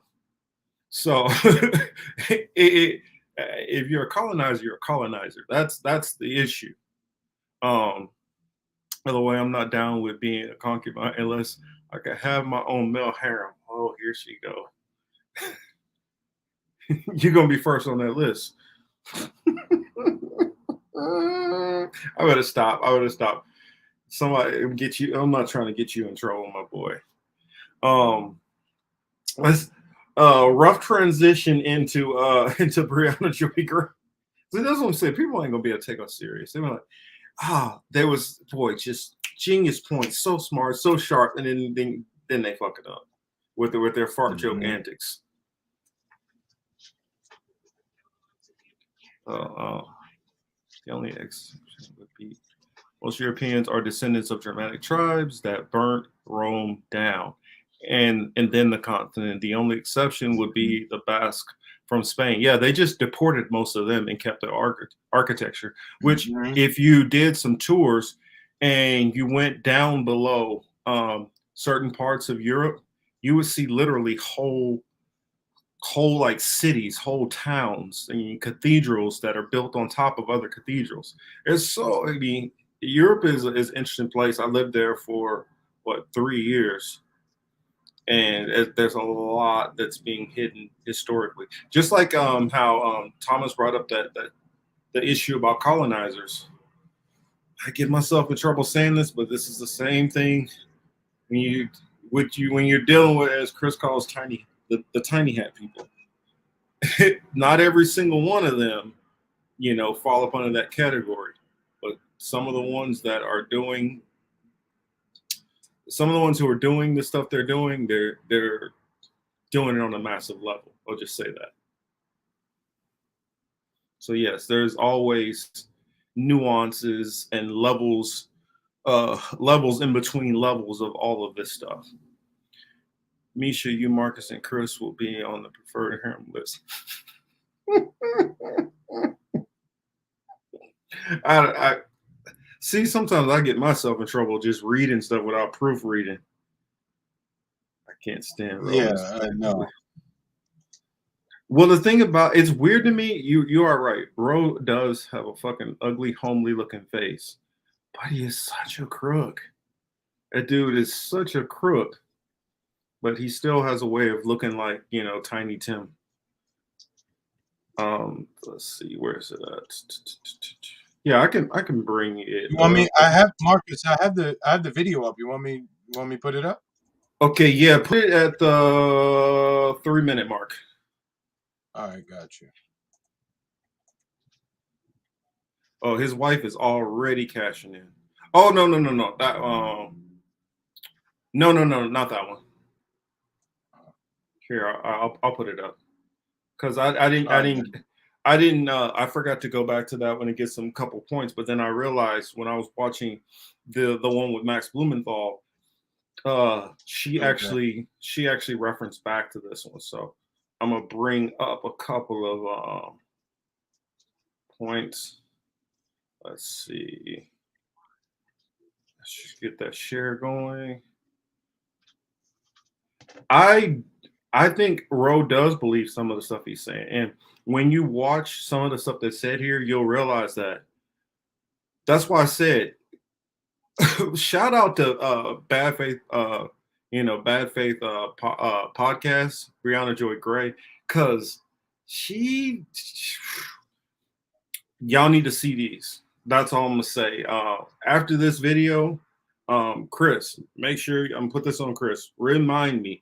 I am going to put both of these videos in the description box so that you guys can check out the 1 hour one with the 1 hour interview where she has Ro on there, and when she has Max Blumenthal on there and his rebuttal to a lot of things being said, because and I'm still halfway. I'm at like the 2 hour mark on the one with Max Blumenthal, which is probably like another hour and 40 minutes to finish up.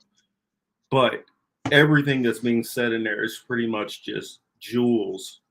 I mean, it's so revealing, his thought process and the thought processes of a lot of elected officials. Yes, Will Soul Construct. Oh, welcome to the building, my brother. Says Will Smith would not have pulled that shit if Joe Rogan or Terry Crews was up there. You damn right. I wish he would have tried it with Joe Rogan. Might have got a crescent kick across his head. All right, let's see. Here we go. All right, here we go. Max put out something calling me a neocon because of my position on Ukraine, and I thought that was ridiculous. It wasn't saying you are a neocon. It's saying that this is language that sounds like what a neocon would say to justify any number of interventions. When people say the United States role, what specifically was the United States role? The hard evidence that most people point to most concretely is leaked calls of Victoria Nuland. I think Yachts is the guy. Why should voters believe that electing more Democrats is going to change anything? You don't think that if we had a few more Democratic senators, that would make a difference? Because that's really been... I don't. I am troubled by the rebranding of what it means to be progressive and what the progressive agenda is. Alexandria Ocasio-Cortez recently gave an interview where she said the Democrats are in trouble for not pursuing some of these popular agenda items. You disagree. All right. I'll take this first question from Cat Purple, who says, when you asked him what pushing Biden looks like, he was stunned to actually have been asked a real question on what his words meant. Yeah, I mean, look, we know what the media is like, and we know that very infrequently do people have to substantiate what it is that they're saying. I mean, last time Representative Khanna was on the podcast, I asked him about rotating villain theory. I had actually forgotten about that until I went back and listened to the interview after I had conducted this one yesterday. And he acknowledged it back then, but there's no follow-up. Do you know what I mean? It doesn't manifest in anything. It doesn't cut through, it doesn't undermine their ability to keep pretending like there's an electoral solution without a substantive reform. Because what is, in my view, really missing from our electoral process is elected Democrats challenging other elected Democrats directly on that kind of BS. We just don't see that. Like, categorically, we don't see that. I might get someone to acknowledge the possibility, the reality of the rotating villain stuff, but they're never going to go and call Joe Manchin out on that basis. Another moment in the interview that was very similar was when I asked, you know, why is it? What do those conversations actually look like when you're asking Joe Biden about student debt cancellation and his rationale for not doing it? And he touts this idea that there's some issue about there being constitutional. No, there's not. There's not an issue about it being constitutional. That's bullshit. That's like me saying scientists disagree about whether or not carbon dioxide is a greenhouse gas that causes global warming. Like, they don't disagree. They don't. You're gaslighting people. It's manufactured ambiguity the same way there was around the parliamentarian battle around $15 minimum wage. And to Rose's credit, as he said, he was someone who was pushing for the $15 minimum wage to be included in the COVID bill last spring. But pushing for it, saying, I wish this were the case, is not the same thing as calling out members of your own party who know better and talking about the conversations that are happening behind closed doors. If you can't tell me a conversation that you've had with Biden, a senior official, a Secretary of Education, Miguel Cardona, somebody, in which they articulated to you their constitutional concerns, and you articulated back a counter response, and you are able to talk about what's actually happening, I don't want to hear it. It's just platitudes. It looks like Max is good to go. Are you good to go, Max? Can you give me a thumbs up? Oh, he's not. Okay, all right. Let's add Max to the stream.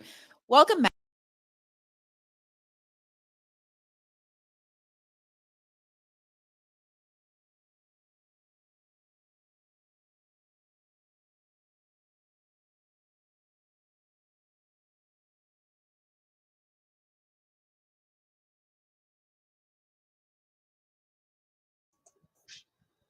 Marcus, I can't hear anything. Is that just me?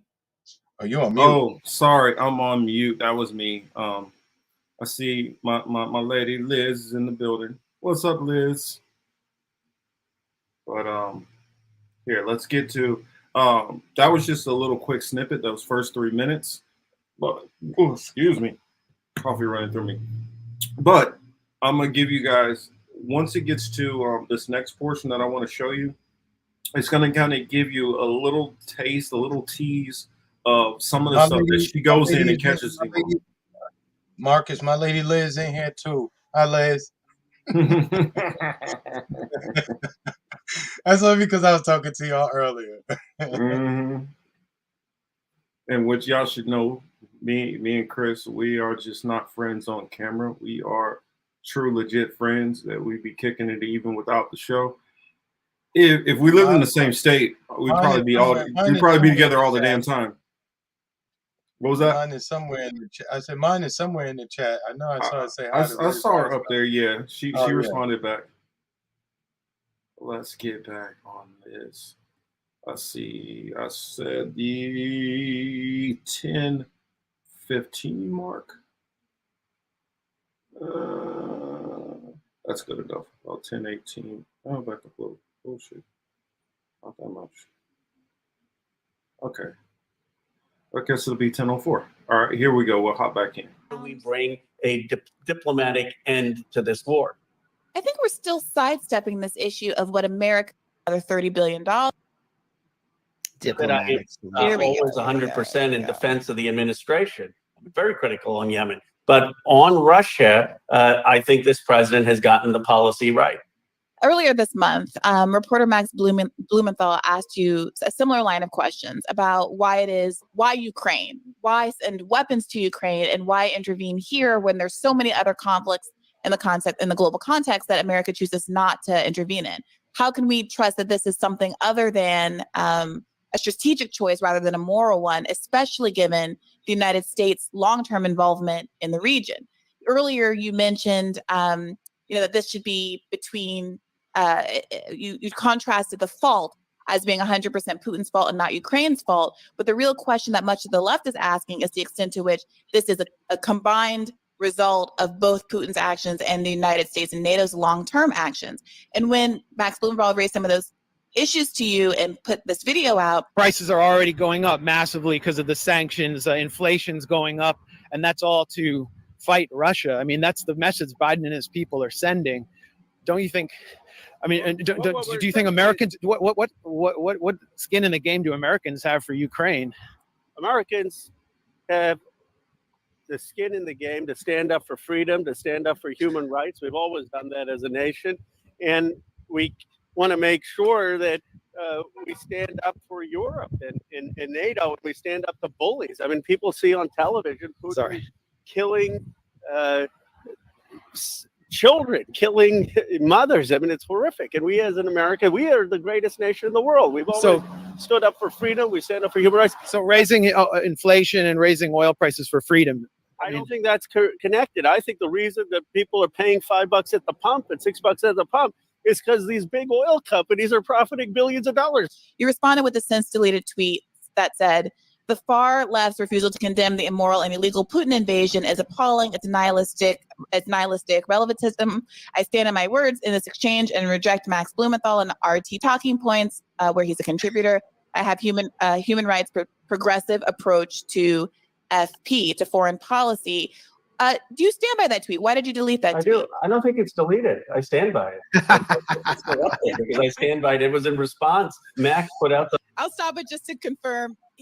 He was so confident that I didn't feel like pressing it in the moment, but it is in fact a deleted tweet. Yep. Yeah. Okay. We'll keep They're calling me a neocon because of my position on Ukraine. And I thought that was ridiculous. I mean, anyone who knows my career, my advocacy against the first Iraq war, my advocacy against the invasion of Libya, my advocacy in Yemen would certainly not describe me as a neocon. He put that tweet out and it was in response to that tweet that I put it up, but it should still be up. I think people can just go on Twitter and find it. And I absolutely stand by it 100% because I thought his characterization that I believe that Ukraine should be able to defend itself in a just war, that somehow that makes me a neocon, was just wrong. So Max's tweet that you're responding to read, "After campaigning on a peace platform, Ro Khanna sounds like a Bush-era neocon spouting American exceptionalist bromide about freedom not being free." Yeah, go ahead. No, this dude is he's lying. He's trying to hide his accent, but I can hear it behind it. He's a liar. I will tell him like this so he can understand me. I will not play with him. That is what Bree should have done. Well, you're gonna get y'all cancel him, not me. No, I mean, just on some real shit though, man. He's full of shit, and he's been full of shit for a long fucking time, yo. And You see, it's this kind of shit like really just it works my nerves, right? Because you insulting my intelligence at this point. You know what I'm saying? You're not even keeping it a buck. Just say, yo, you know what? I don't like Russia, and I don't care that my position on this is different from other ones. It's just that I don't like Russia. You know what I'm saying? Or do something like that. Just say, yo, you know what? I'm getting a bag to say this. It's my job to say this. But you sitting there pretending as if you have some kind of principles. You ain't got no fucking principles, kid. I'm sorry. I had to just get that off. Chris, you see this one? y'all are a mess. Y'all are a mess. I'm supposed to be the bad one here. Chris canceled. Well, and one thing in the interview that she has with him, he gets called out. He tries to lay on on all this other stuff. I did that stuff's easy. It's easy to be like, I'm against Jamal Khashoggi's death. That stuff is easy. But when it becomes a situation like this, where it's not so easy, we see what you do. You always go with the money interest. You always follow the narrative. You have no pushback, no fight back. And what we know is you are always going to do whatever the system wants you to do. Completely corrupt. And also, too, let's add this, right? I know Brianna's in a position where she didn't want to, I guess she didn't want to crush him, quote, crush him, but at the same time, look, these people are getting paid. They're in positions. What is the point in pulling back on these people? I know she has relationships with people in that world, but at the same time, if you're going to be sitting here doing this, why not keep it real? Well, because that's what happens. They go on these shows, they get some questions, and they get a little pushback, and then we watch it like, yeah, they really, but they didn't really go in on them. Like, you should really have these people scared. Yeah, but if you get these people scared, then you're just going to be doing what we do. I feel like sometimes it's more effective to rope somebody in and let them tell them themselves. And she does that when you see the whole extended interview. She gets him to say stuff and expose himself in ways which us just saying, oh, well, he's crooked, he's that. It's not going to show it in that same way. It's like he gets somebody to admit that they're full of it. Like perfect example. One of the things she says in here, she's like, well, you push that, Max Blumenthal is all about RT and RT is discredited, blah, blah, blah, blah. He goes with that. And she says, then she asked him, so what is it that you've seen on RT that's Russian propaganda? Well, I mean, I haven't really seen it. I've been told this. See, if you just go right out and just call them that they're full of shit, this and that, it doesn't open up and let them get caught on tape. I mean, proving their lie. Sometimes it's like I used to say this, I used to give this to like my female friends' advice when they be asking me like what to do with dealing with, men that they're dating. Says, I'm happy I don't live with a politician, sleeping with one eye open. So yeah.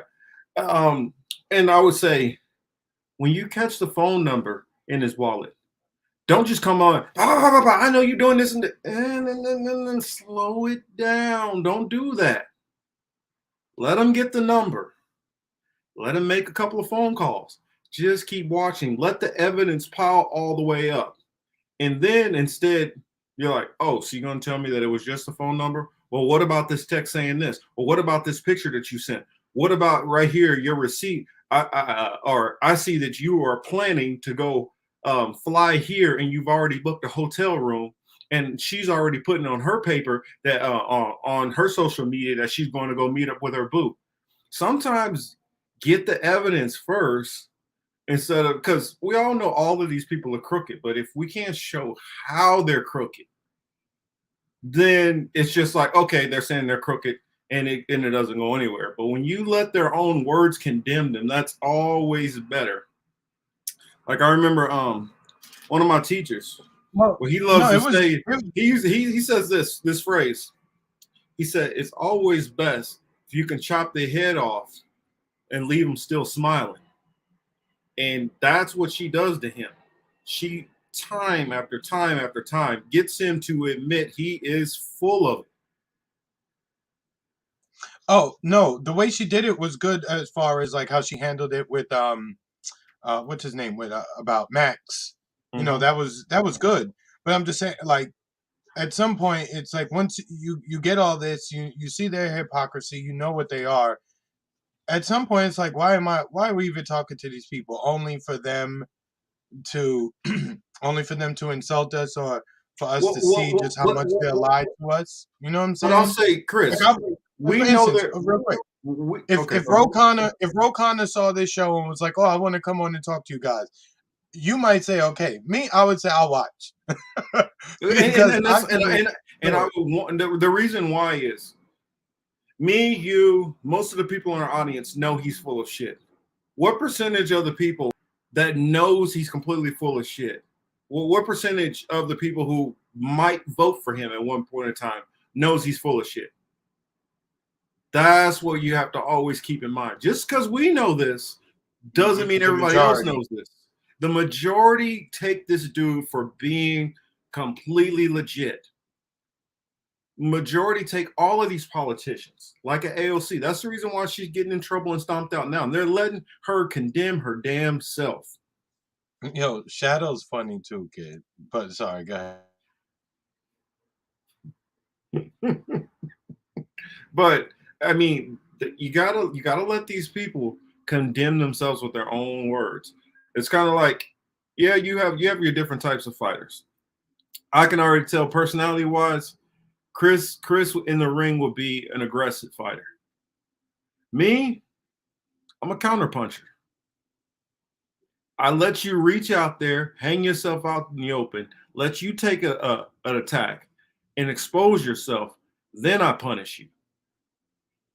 And that's just don't throw no blows like Will Smith did, man, and we'd be all right. That weak ass slap. That was, you got two types of slaps too. If you're gonna do the disrespect slap, you gotta leave that with the little you gotta hear that, you gotta hear that cheek sound. But if you're gonna like heavy hand slap somebody, you need to see like the whole body moves. I mean, almost like an open-handed punch. And that's what he did, open-handed punch, and it didn't really land. It wasn't, yeah.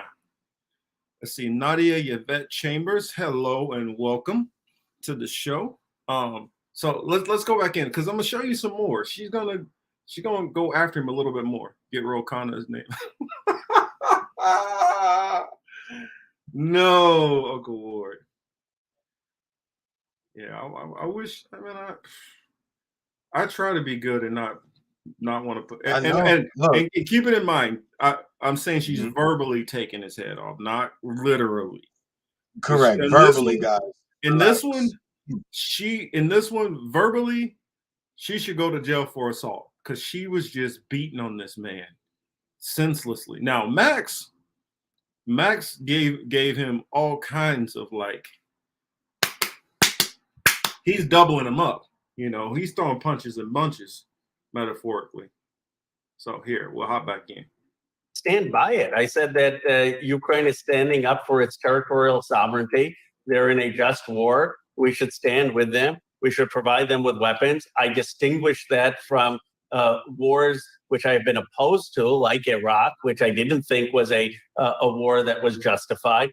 I was for the initial invasion in Afghanistan to go after al-Qaeda, but then I thought it wasn't worth staying there for 20 years to see one Taliban government replaced by another 20 Taliban government. Here, I think the Ukrainians should fight for their homeland, and that it is a just war, and that it is appropriate for the United States to give weapons. And so I stand by that position.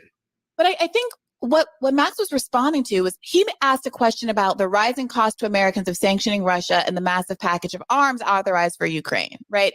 So he's talking about two things, whether or not the sanctions are effective and whether the downsides for American citizens are worth it. And two, whether or not the United States should be sending arms, regardless of whether or not you think somebody else is fighting a just war. There is this fundamental imperialist question of whether or not the United States should be the one advancing those goals, providing arms to people, regardless of whether they're neo-Nazis or not. Any number of regimes across the world that has taken and done all kinds of things that we now, in retrospect, regret with American war power. And the response, the reaction to the response had to do with a kind of language that felt like the kind of same pat jingoistic language that we're used to hearing from traditional conservative corporate Democrats and Republicans, not from someone like yourself talking about freedom and just wars, or the kind of vague concepts that very easily get weaponized to justify any number of interventions around the world. And so for your response to then go to calling out him, his integrity because of his relationship with Russia Today, like RT, and instead of engaging substantively with the concern, I think that is what triggered people, for lack of better words. What do you say to that? Well, I stand by the language in that clip. I mean, I engaged with it for almost a minute. I mean, I answered almost any question. I do believe America is an exceptional country, on the way to becoming the first multiracial, multi-ethnic democracy in the world. I've said that since American exceptionalism and America being an exceptional. Now I gotta hop in. That's one part where she didn't push back on this, and I get some things, especially when you're in the middle of an interview, it's not always easy to catch everything. But I caught this the first time around. So you're saying America is the first multi-ethnic, multiracial democracy in the world. What is the UK? Is that chopped liver? I mean, they've kind of been the first well before the US ever came around. Rome, going back to initial Roman Empire, that was a multi-ethnic, multicultural, democracy. So, because I know people say, well, they had a Caesar. Yeah, Caesar was basically like a president at a certain time because they did have a Congress and a Senate. Also, keep that in mind. Egypt would be a monarch. It would be strictly monarchical. I can't even talk right now. A monarch society. The same with most of the ones before that, even including Persia, Persian and Medes, or Medo-Persian Empire. But the early Rus, that was a monarchy also. It didn't happen until you start getting into Greek and the Romans, where you start having democracies. But let's go back into that. Yeah, but America's the first. Get out of here, dude. You're ridiculous. Country. You know that those are two different concepts, right? Yeah, but that's all I said on the clip. I've said that, but I've said that my whole career. I genuinely believe. You can tell me to stop and jump in anytime, Max. By the way. Yeah, wait till Max. I mean, yeah, we can just. I guess I'm ready to respond. First of all, I mean, you did a really good job questioning him. It almost seems like you have a legal background or something. I mean, you left him with very little room to escape there. The one thing that, but he told two falsehoods. He spouted two serious falsehoods, though, in the course of that exchange. First, that he did not delete his tweet. Right. It was deleted after he was completely ratioed. And, and it doesn't matter if you get ratioed if you really believe that you're right and you want to show resolve, as he seems to want to do. And he really seems to be hippie punching here and punching left to show that he's a serious contender on the national stage. But he also, as you mentioned, he tried to go after my integrity. I didn't say anything about his wife owning arms industry stock, owning $50,000 of stock in General Dynamics, which has been one of the major suppliers of the Saudi military to carry out one of the worst humanitarian crises in the world in Yemen. I didn't say anything about that to him. But he said I'm an RT contributor. I mean, I go on RT and I've done 2 or 3 interviews for them in the last 3 months. But it's impossible for me to be a contributor. Off topic, but I had to respond to that one. What Kelly said, yep, my Mormon in-laws believe that black and brown people have skins that are stained from the curse of Cain. Here's the idiocy of Mormons who think that way. People who don't have melanin suffer from heat stroke, cancer, all kind of things like that. The sun is literally like attacking people who don't have very much melanin. Whereas in melanin actually helps you deal with the sun. So that whole like thought process is just completely asinine. And it also even tells you that albinism was a curse to have, and I know churches will try to say, you know, albinism is something different. It's not, or no, I'm getting something mixed up, but you get what I'm saying. I don't know how being able to handle the sun better is a curse. That doesn't make any damn sense. But Mormons don't make much sense with their magical underwears. So we'll hop back in. Contributor, because RT America doesn't exist. When they ask me for interviews, I sometimes go on, and I only go on to talk about my work. The same way I go on CGTN, I'll go on occasionally Press TV, the Iranian network. I go on Al Jazeera, the Qatari network. I go on Al Mayadeen to speak to people in the Middle East. Thank you, Misha. That's what I was trying to say. Not albinism. I was trying to say leprosy. And the Bible clearly says leprous, and it often refers to being white as snow. And also it even says like blonde hair in the Bible is tied to leprosy. So that's just another, I don't get that at all. But yeah, magical underwear made of polyester, the worst type of undergarment. Oh wow. And polyester is a mixed fabric. So if they say they believe in there, they probably shouldn't be wearing polyester. Just saying. But we'll get back to the interview.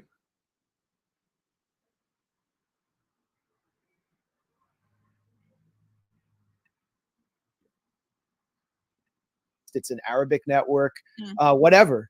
So what he's trying to say, he's playing pure McCarthyism, and he's playing into the most disgusting aspects of Beltway culture right now, where anyone who disagrees with this drive to World War III and escalation with Russia and the whole obsession with destroying diplomacy with a fellow nuclear armed power and driving NATO troops and NATO weapon systems, dual-use missiles onto Russia's border and antagonizing it. Anyone who questions that is a Russian agent. That's what Khanna is playing into. So that, really is revealing. I expected something slightly different from him. Yeah. Well, it's interesting. At one point, I did ask him follow-up questions about what he thought about RT and RT being banned. Straight up banned. And he seemed to be not super familiar with it having happened, and then seemed skeptical that people would need RT as a voice to have a platform, given that there's all the mainstream media options. And when I pushed back and pointed out the fact that people like, who are very credible and respected, like Chris Hedges, are not welcomed on mainstream TV and do have shows on RT. And, I pointed out, he was like, well, if you're a tenured professor, you should be able to get on TV. I said, well, he is a professor at Princeton University, and he's not. And moreover, people like Cornel West have articulated how infrequently they are invited on these mainstream shows. And he seemed to be genuinely surprised by that, which I found to be genuinely surprising. Well, these members of Congress are really ignorant about what happens in alternative media. They're ignorant about international affairs. And his comments to me when I caught him stepping out of a cafe on Capitol Hill, I was just walking around looking for members of Congress to interview about the Ukraine escalation and what the U.S. should do. And I think that's what all reporters should be doing. But instead, what reporters do now is like basically advanced State Department talking points, just like these members of Congress do. And he just displayed incredible ignorance. I have this echo in my ear from the call-in app. Hold on, I'm trying to turn. Yeah, that's good there. Let me stop it.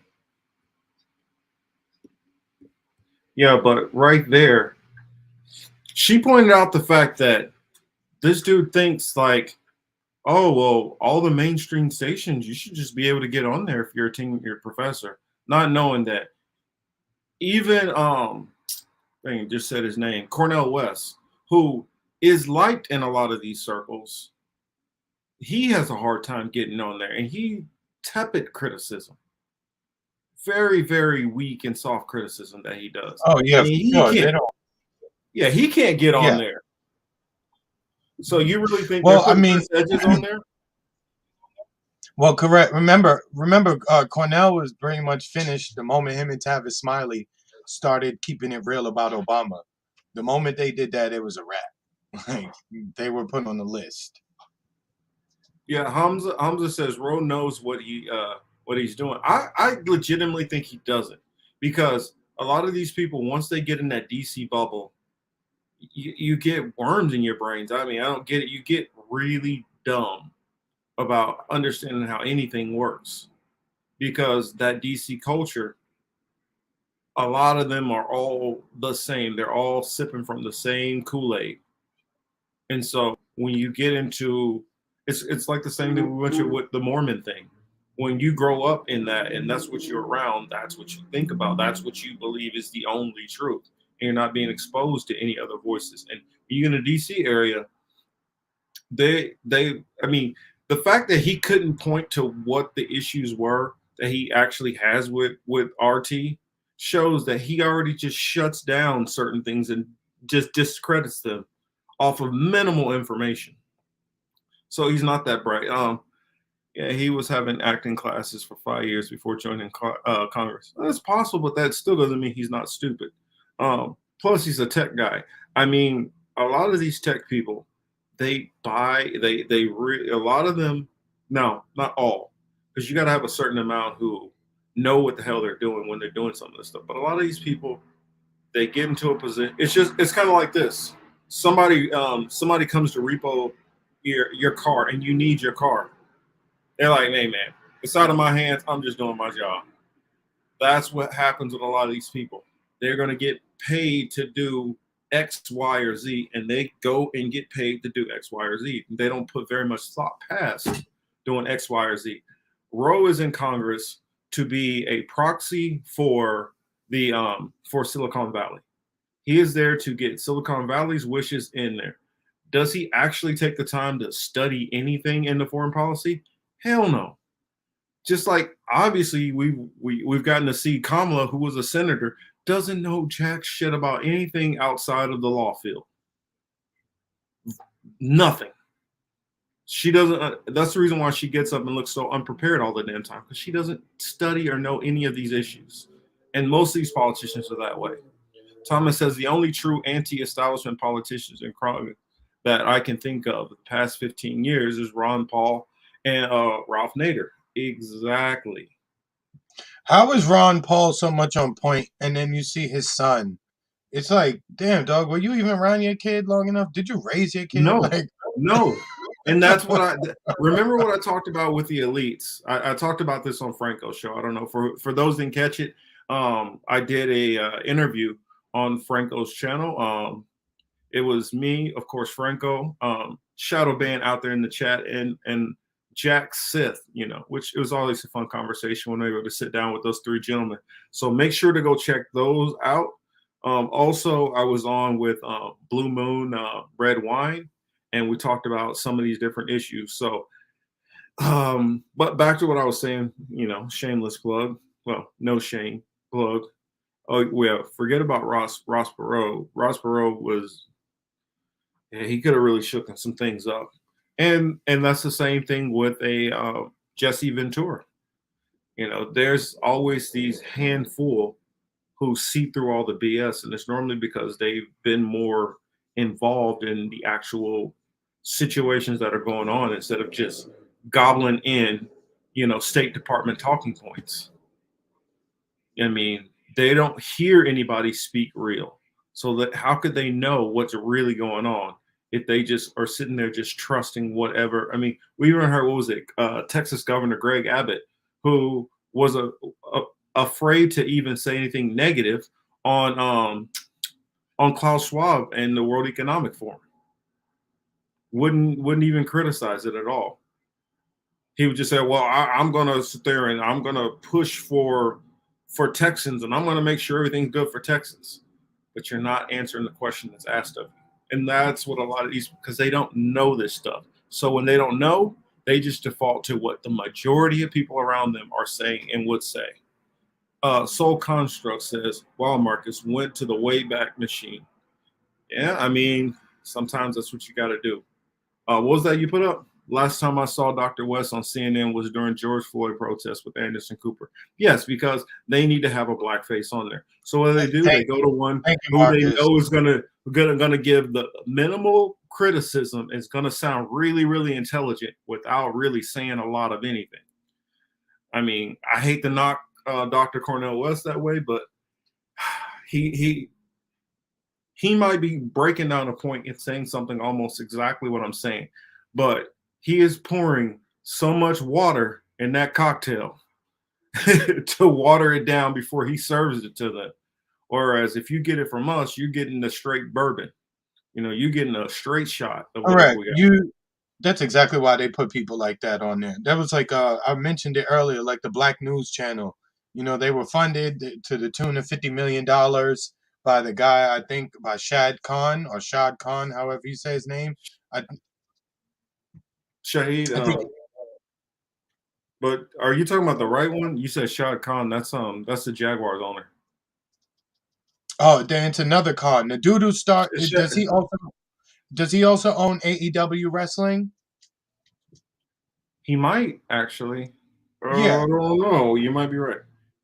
Yeah, somebody in the double crowd check. could look that up. Owner of AEW Wrestling. I think he also like put $50 million into the Black News Channel, and that channel's now finished. But you thought they were going to give you black news from, you thought they were going to give you black news, right? People who were speaking in a certain way.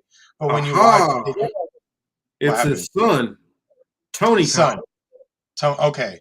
Yes. So yes, Shahid Buttar. I mean, I said Buttar. Shahid Khan, who owns the Jaguars, Jacksonville Jaguars. His son is actually, owned by. Oh no, it says both. Actually, owned by Shahid Khan and his son Tony, who founded the company in 2019.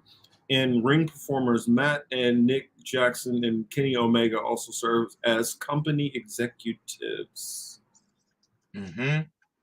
Yeah. So when you listen to the program, all it was straight up Democratic Party nonsense. So I'm not surprised that their show didn't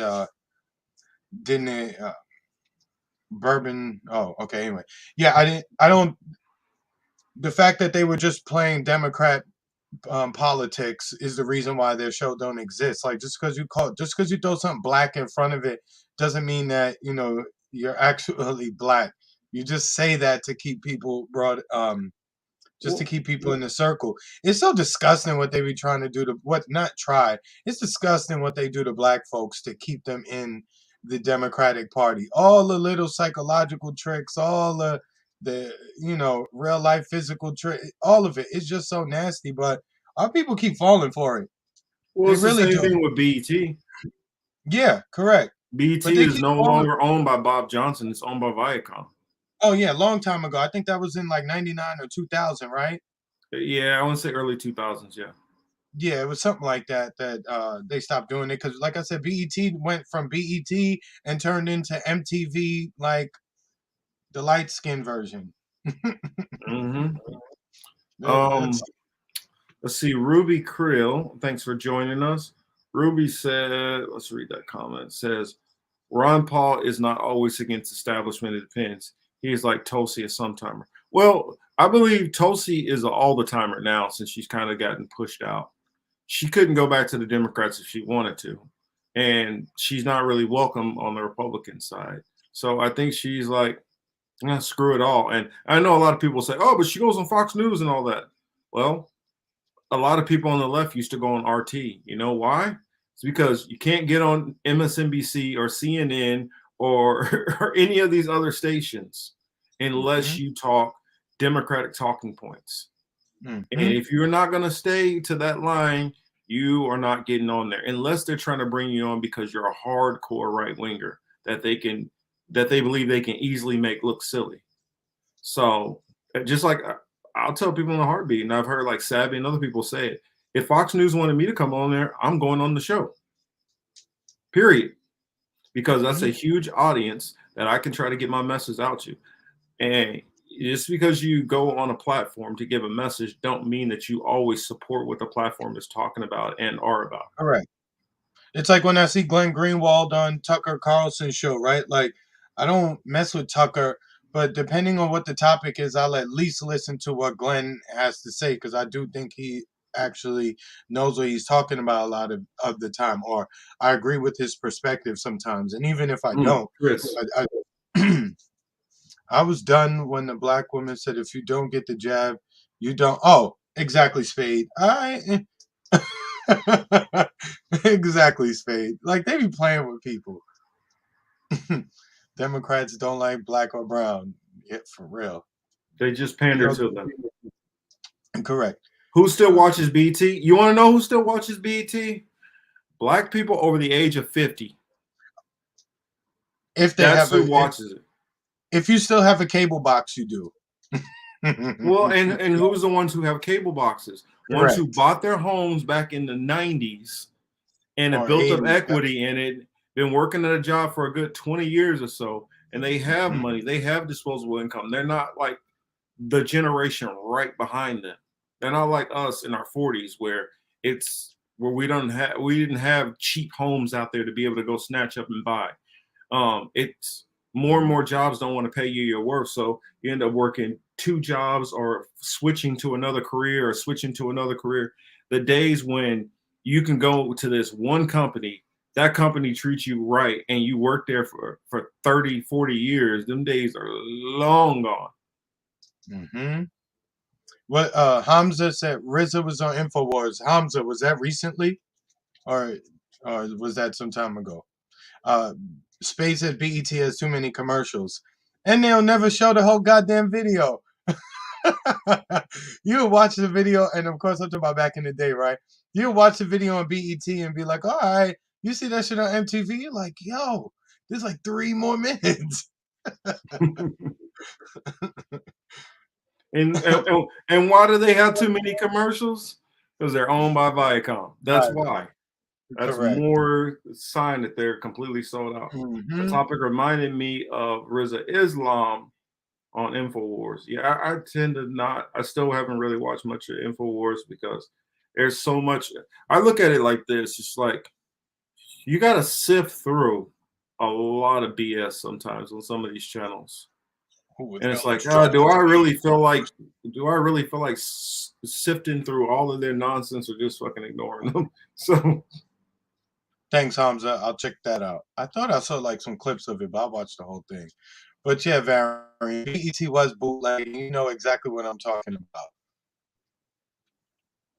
Oh, wait a minute. I want to read that one real quick. Nadia Yvette Chambers says, I spent enough years homeless to no longer have hope. Well, yeah, these people in this country do not care about taking care of anybody. Like, trying to remember who it was. Ted Turner was asking somebody basically if he was a socialist. He was like, no, I'm not. I don't really consider myself a socialist, but we're one of the richest nations in the world. We have homelessness because we choose to have homelessness. And when I'm saying we, I'm talking about the elites and corporations and politicians. They choose to have homelessness. They don't have to have homelessness. They don't have to have people who are dying because they can't afford to, buy their medication. This is all by design. Yeah, Baby Boy comes on. Yeah, I haven't seen Baby Boy in a while, but I just remember, who is it? Snoop saying, fuck your fork. Fuck your castle. Kicking over that that movie was kind of funny though. Saul, of course you can make a joke. Yeah, go ahead, Saul. Like, yes. Go ahead, do your thing. I support that. I think that it's smart to speak to everyone. Yes, Ruby, that's what we should all be doing. Because, like, when I hear these people, like, like press secretaries and stuff, and they're like, no, the president is not going to sit down with this dictator. Well, that type of thinking keeps because you only have 2 options: peace, fight, or 3 options: peace, fight, or negotiate. If you've already ruled out peace and you've already ruled out negotiating, then it only leaves one thing left. And I'm like, it should be smart. It shouldn't be that complicated to know. Maybe I shouldn't do that. Just like when they're like, so are you going to call Putin a dictator? Are you going to call him a war criminal? Well, cancel culture. this cancel culture shit that SM just mentioned, like Marcus, one day we got to do a show about that, right? Because it's primarily white liberals in New York and California who see or hear something and they get to flipping out and they get to telling everybody that they shouldn't be listening to something or watching something or thinking something like that. Like I stopped watching Well, Bill I'd say Maher. that whole Northeast because you Mhm. from DC up to NYC. Because don't forget about the people in like the Philly suburbs and the Virginia area and Newport News area and all these areas going all the way up. You know, what is it? They call it the DMV. You know, don't forget about all those areas. Correct. And the thing is, like, for instance, Bill Maher, right? I stopped watching that dude probably at this point, maybe 11, 12 years ago. I stopped watching Bill Maher, and I used to watch it all the time. Same here. I used to watch him all the time. But, you know, he started talking reckless, and I was just like, all right, I don't mess with this dude. All I did was stop watching his show. I ain't running around telling everybody, oh my God, you can't watch Bill Maher. If his name came up, and they're like, oh, did you hear what Bill Maher said? No, I don't. I don't watch it. Simple as that. You know, I wear boxers and briefs sometimes. Like I don't wear panties, so they're not in a bunch. But every time his name happens to come up, like on Twitter and shit, and you see the threads and you see who's fucking crying about him, it's all white liberals. It's all SJWs, as Thomas says. I mean, it's madness. Something has to something. Well, Like, it's like what I had to deal with. I was going back and forth with somebody who was telling me that I needed to say Latinx. And I'm like, let's ask you a question. Are you Latino? No, I'm actually Israeli. Okay, so who the fuck are you to tell Latinos how to talk? And I said, you do realize you can't just change the last letter of one word. You literally have to change the whole entire language. Correct. Do you realize how complicated and how hard it would be to change the whole entire language? And then not only that, you pretty much will have to change the next 35 major languages also. So we're talking about what 60, 70% of the world all needs to learn how to change and just put X's all over every damn thing because a certain group of people feel offended. And the thing about it is, of self-identified Latinos, only 4% use this dumb statement or this dumb saying. And I guarantee you, if you looked into them, the percentage of them who don't speak Spanish is probably really high. Marcus, at the same time, too, like, my people, they from Panama. If I go to them and ask them, if I go in the group chat and ask them, yo, y'all know what Latinx is?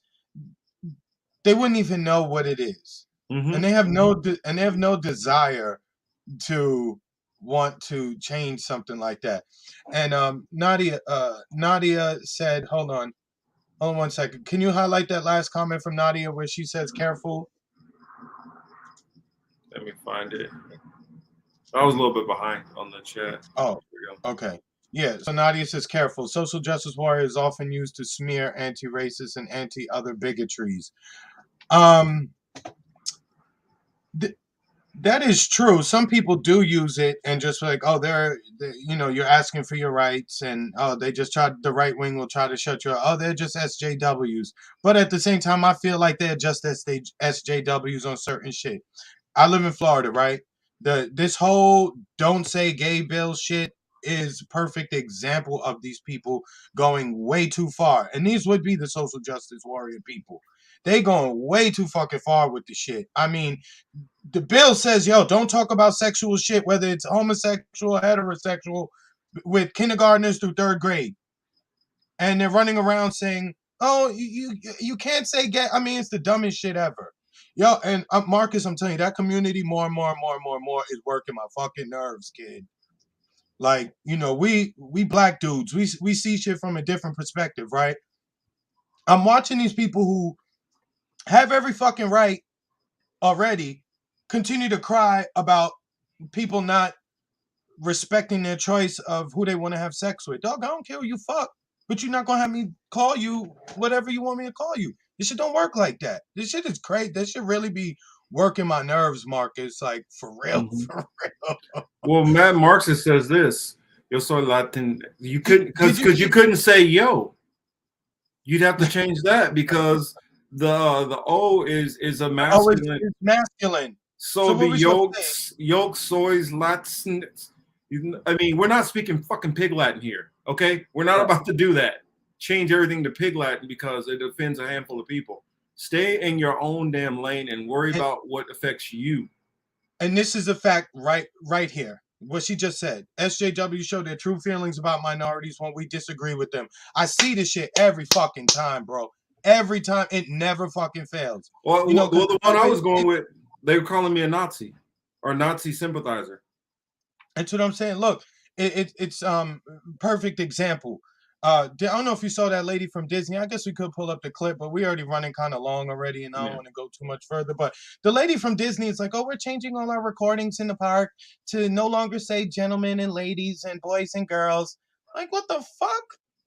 Oh, we're not gonna call little girls princesses because who knows if a girl wants to be a princess. I have 2 children who are queer. One is trans and one is pansexual. How the Doug, something going on in your house if both your kids turn out like that. That's what like bullshit. Yes. Yeah, I mean, you got to start. And then, Saul. So this is what I wanted to bring up. That person, this is a Israeli living in Tel Aviv, literally calling themselves calling themselves a landowner. And so I'm like, how many Latinos are in Israel modern day right now? Probably sure like, virtually none. Probably like 3. That's what I'm saying. So why don't you sit over there and worry about what's going on in Israel? Go worry about what's going on in the Gaza Strip. Go worry about what's going on the Temple Mount, and quit worrying about what the hell's going on over here in the United States. And I was like, you don't see the privilege in what you're saying here, how you're trying to dictate on other people what they need to do. And then I flipped it back because if you're telling me that you're all about trans rights and everything, and that tells me that you are not tied to the Torah. You can't be. You just can't. It's a complete oxymoron. They don't go together. So you uphold to the Torah, and you're talking about non-binary all this because they call themselves non-binary. And then I said, so well, if you feel that way, then how about you start changing Hebrew first to gender neutral, because Hebrew is a masculine language. Even modern Hebrew, which is mostly a lot of Ukrainian and Russian dialects within it, it's not even actual Paleo Hebrew. But even just there, you're not. I'm like, you go take care of you've already proved to me that you're a secular person. You are not Jewish by your faith. You are by tradition, and you are obviously secular. So how about you go deal with what's going on in your country and decide to try to change that? And this is their response. We can't change God's language. You can't change God's language, but you're trying to tell me that you can change your gender and sexuality. Well, I mean, just make it make sense. That's all. Make it make sense. If you're an atheist and you believe that you want to change genders and all this stuff, that's a different story. But you can't say, I believe on the Holy Book, but yet I want to do this also over here too, which contradicts with the Holy Book. Doesn't make any sense. Look, the Ali said something earlier where she said, I think she referenced being called a conservative. At my job, whenever I say these things, they're like, "Oh, he must be Republican," and I'll just look at them like, "I'm a Republican." All right, whatever. That shit don't make any sense. But because I'm saying that you shouldn't be talking to a 7-year-old about trans shit, and that he shouldn't be calling the boy who sits next to him a boy. He should be calling him a person and not a boy. The girl, not. You confusing the fuck out of these kids. Like my mother said to me on the phone yesterday, she said, Chris, they're taking over what are we gonna do in the future, right? I said to them, Mom, they're gonna be so psychologically fucked up, they ain't gonna be able to protect nothing because they ain't gonna know how to talk, move, or do anything. So I'm not worried about them. And they're gonna be soft as baby shit. You know what I'm saying? So I can't deal with them. And yes, shut up and dribble. Correct. That too. But yeah, I just don't understand the need to want to keep having this discussion with kids and sex, and we're talking about second graders, first grade. You bring in drag queens to talk to kindergarten kids. You're changing all the comic book characters gay. You're doing all this shit, and everything you're doing is targeting children. So if don't tell me that there's not a fucking agenda at play here, because you're not poor you're not going that hard for programs and everything that are geared towards our age range. This is towards children. And I just can't sit here and be quiet about it anymore. And you have to we're at a point where you got to tiptoe around shit. But I'm a black dude. Like this shit is fucked up. I ain't, you can't cancel me, bitch. I'm already dead type shit. I just can't deal with it, and I'll continue to call it out. Ain't nobody calling for violence against anything, but just keep your sickness and shit away from fucking kids. That's it. That's all I'm saying. Right there. Correct, Something Wes. going in your house if you're exploring kids' sexuality. Yes, it is something going on wrong there. Oh yeah, they could try. They could cancel me if they want and say, "Oh, this guy is he's." I really don't care. Call me asshole, call me whatever. But I just don't. I just don't think you should be doing certain shit as it relates to kids. It's really not that hard. Like you want to have your own clubs and do this shit, you do that shit on your own time. Just stay away from the kids. That's it. Wardeer translated this from Uma. It says, what the Western world does through the media is like the Chinese Communist Party trying to take over Asia entirely through military power and excuses for invasion under the sun. Exactly. And it goes back to colonizer mentality. All of this stuff goes back to a colonizer mentality. Now, if you've already gotten control of everything, what do you start doing? You start trying to push more and more and more of your values and beliefs on the other people. Back when a lot of these people's ancestors were Catholics, they descend from a lot of the same people who were burning people at the stake because they didn't fit their religions and things like that. So I mean, you know what's funny? And as Varian says it all the time, like a lot of them have been abused and shit. But ironically, they want to talk about sex, but they don't want to talk about the abuse that led to some of these people ending up the way they are. That part we have to keep kind of quiet. That's the elephant in the room as it relates to this community that we're not supposed to talk about. We're not supposed to talk about how your uncle was doing shit to you. We're not supposed to talk about how your aunt sat back and let your uncle do shit to you, or your stepdad, or your mom's boyfriend, and so on and so forth. Because then you would get into some real nasty shit, and they don't want to talk. They don't want to talk about that. But all you gotta do is just read the stories online, man. All you gotta do is actually talk to people. All you gotta do is pay attention.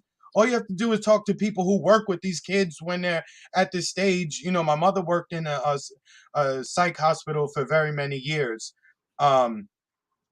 And the very often she would just say, hey, if you ever hear about kids doing, like, for like, obviously we know about cutting yourself, peeing in the bed, but some of these kids were so damaged. I mean, it's a very horrible story, but this woman would one of the girls who was in the hospital, one of the patients, she was a child, maybe like 12 years old. Her father was raping her right after he was finished sleeping with his mother in the same bed, with her mom in the same bed, right after. So he'd go from one to the other. And this girl would go into the bathroom, and this is in the psych hospital. The girl would go into the bathroom and write on the boy's bathroom, meet me at 11 a.m. in the bathroom, so they could take advantage of her. This is a 12-year-old doing this. Again, I hope she's okay now. That was a long, long, long time ago. But it's that kind of shit that leads to you thinking that I identify as a lampshade. I identify as a chair. I identify as a windowsill. Something is wrong, and You're not gonna put it on the regular kids. Fuck that. I mean, my kids are past the stage of like second and third grade and shit like that, but still, we're not playing that. We not. And it's time we start pushing back, because they can say whatever the fuck they want and it's all good. The moment we start saying something, you want to call us haters and just say we trying to bring about violence on people. Well, stop pretending to be females in front of dudes and you won't get punched in your face. How about that? I'm not saying you should die from it, but if I'm out and I'm talking to you and I think you're a female, and come to find out you're a dude and you led me on like that, you're gonna get a violent reaction most times from most people, because you're playing with them. Like, I was over here like, trying to talk to a chick and you a dude. Man, nah, kid. We have to start speaking against it, because it's already gone way too far. Way too far. In Sunnyside, Queens, matter of fact, my mom sent me the picture yesterday. They got dragged in the school with the kindergarten kids. I'm asking, why? What are they doing in the class with the kid? What?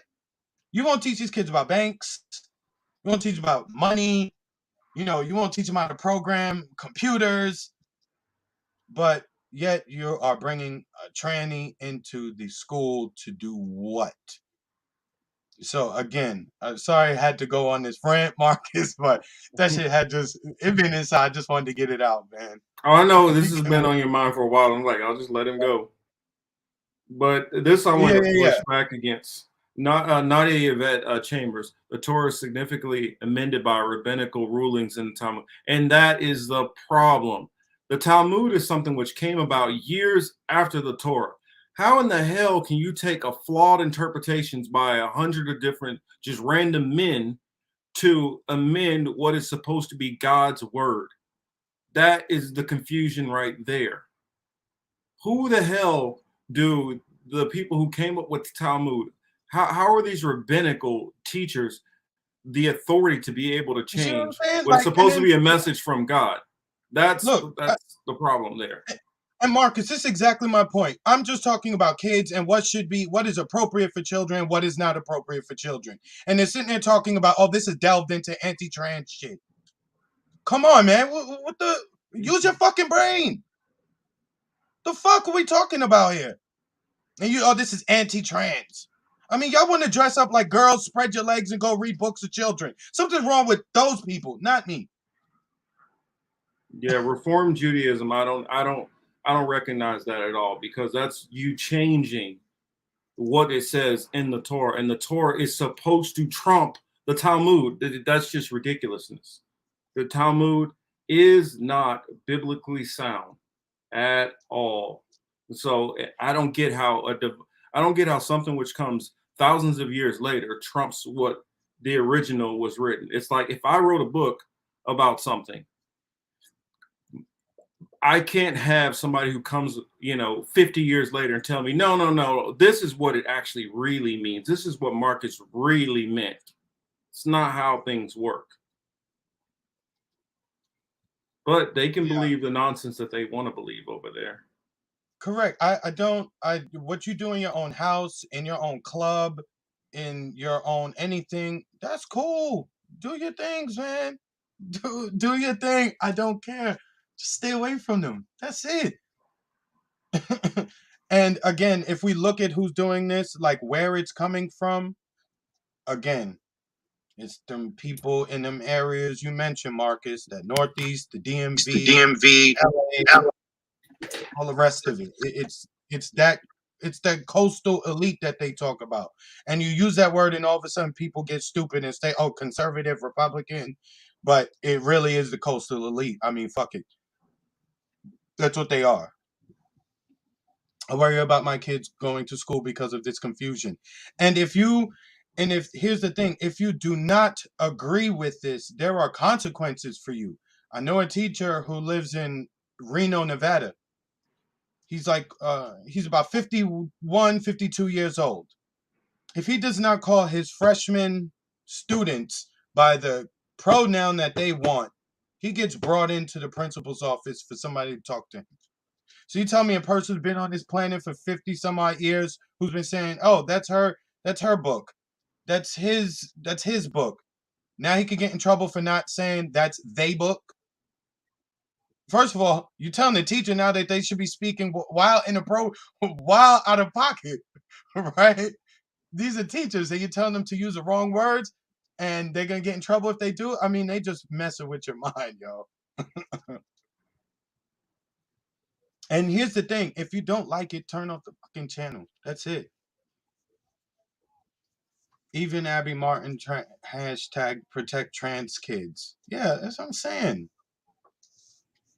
Well, my thing that if we're going to allow children to make decisions which affect their bodies, like some of them are advocating for hormone therapies and things like that to kids at a young age. In a lot of states, you can't even get a tattoo if you're over a certain age. You can go to the gym and you can't lift weights, like free weights in some gyms if you're not over a certain age. But now we're telling people, yeah, we should go on ahead and start irreparably changing yourself at an early age when we're saying that you're not mature enough for all these other things, but you're mature enough to make concrete decisions like this and put chemicals in your body. That add up. Correct. Why you don't advocate them? Why you don't advocate if they don't want to go to school? Then why you forcing them to go to school? You know what I mean? That's how dumb this shit could get. And that's the same thing. SM is the same shit. Now they want you to go to school, talk to somebody, and just come home and be like, you know, as a parent, hey kids, how was school? Oh, I got vaccinated today. Even make no sense. Just make me change my manhood to make you feel better. If you want to be cool, don't be. Hey, right there. The Ukrainian until agree when you turn 18, decide which gender you felt you were assigned to. Try whatever you want, take drugs. Before then, leave the kids alone. I mean, that's all we're saying. I mean, they don't have to like the frustration in my voice. They don't have to like anything about how I'm saying, but just understand what it is I'm saying. And many others like us. Yeah, you calling me cisgender? I ain't cis nothing, motherfucker. Like I'm a man. What the fuck you putting cis? I ain't never put cis in front of nothing. That shit just irks my soul. Now all of a sudden we got to call each I hate other. that term too. I'm like, how the hell does somebody who is and this is what blows my mind, because being a minority, we've never got to decide what the hell we're even called. But how is the minority in this group deciding what everybody's going to be called now? How did I mean, look up the stats if I'm wrong. And the percentage which fall into the LGBTQ community is less than 15% of the nation. But somehow they get to redefine everybody and tell everybody what you are now. You're a cisgender. I'm not cis nothing. I'm just a man. Don't call me none of that crap. I'm not trying to learn all your different names, and I don't care about all. If you're in your community and you want to call each other the pie band, whatever, that's you.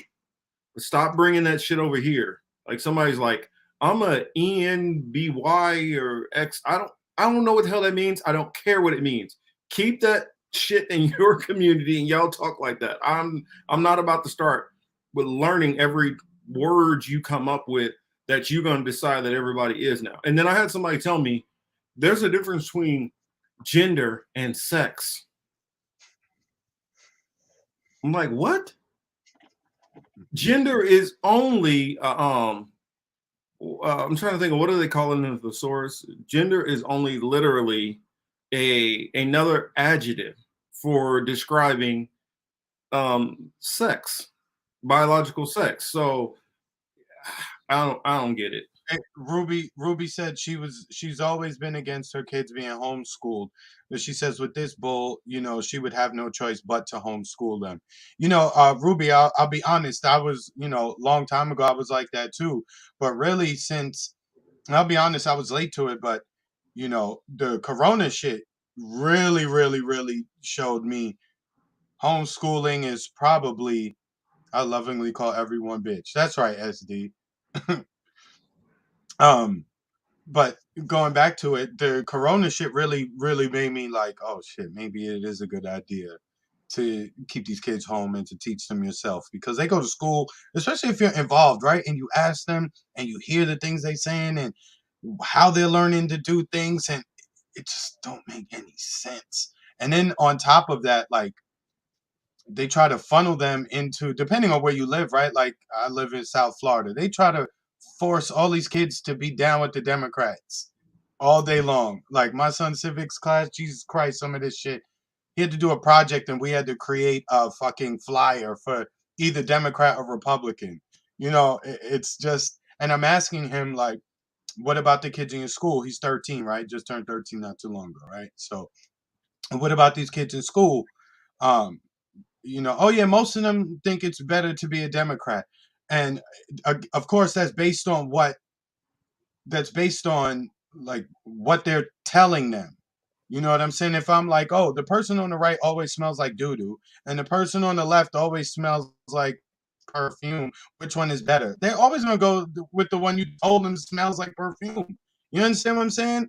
So they pull these little junkie stunts to try to get these kids early, like everything else. So homeschooling is actually not a bad look at this point in time. If I have kids, I'm gonna raise them one of them bunkers. Said doo doo. Yo, Warren is funny. Yeah, we gotta have Warren on, man. We really do. And then somebody also said to me once, it's like, imagine if even 30% of the population fell up under the demographic of LGBTQ. If that happened in the old days, you would have whole nations that would start collapsing because they wouldn't be producing. Mm-hmm. Well, that's the other part. You didn't have chemicals to force all this stuff and all this surgical stuff. You will literally already eradicated out certain nations by this logic. Genociding yourself, basically. We're supposed to look at 6 foot something Leah Thomas and be like, oh, she's such a pretty girl. She's such a good swimmer. Like, that's how they want us to do that. I mean, we already talked about that, so I won't go into it, but that's the kind of sickness that they want us to do. Can't deal with it.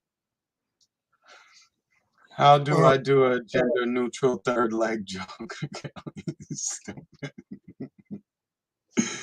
Oh God. All right, guys. Well, Marcus, we had, I don't even know, the clock on my thing stopped. I don't even know how far we're at 3:23. Oh shit. Yeah, man. We we went. Y'all got fired up. You see what happens? I'm normally the one that gets fired up. Now you got to see Chris rage tonight.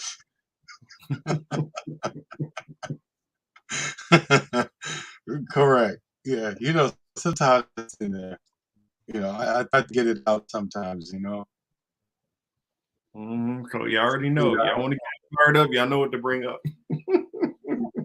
I mean, there's a couple too. Like, there's a couple. I just, you know, sometimes I just like whatever. You know what I'm saying?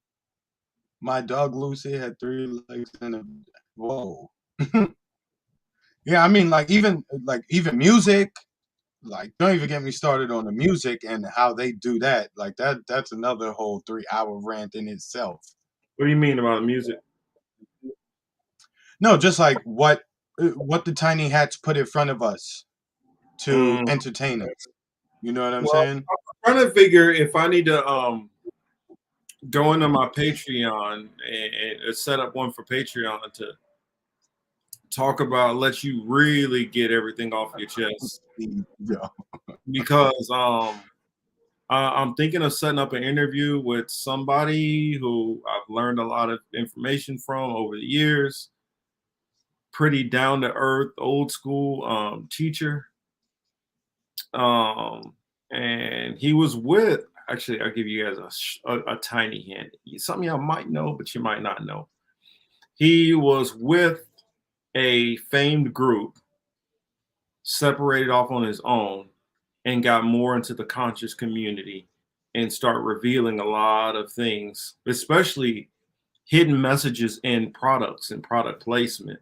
So I'll leave that there. I'm gonna try to get in touch with him. Hopefully we get him on here soon. But yeah, that's what I got working on. I know next Sunday I'll be on with JB, so that should be a lot of fun. Chris, you don't get to go that one. He'll need to be firing off on nobody. No, it's all good, man. Marcus Ranger, Chris, our son, he loves it. Hey, why do you think he got the burner in the picture? Why y'all think he got the burner? Y'all think I'm the one? Okay, get him fired up if you want to. But yeah, let's see. Marcus is always leaving us with guest cliffhangers. I got to. I'm still trying to work on this one guest. It kind of Street, you're missing out, man. In Still- addition to like growing food, you should be growing that too. At least you control your own. But yeah, no, that the za, as Swiss Beats like to say, you know, that Zaza, it be yeah, you don't even need that much. But yeah, that's all I got on my plate. I'll say again, make sure to go check out my latest interview I did on Franco's channel, Frank Analysis. Yeah, Thomas. And I was on with Blue Moon Red Wine. Go check that out over there. What's your thought on Revolutionary Blackout channel?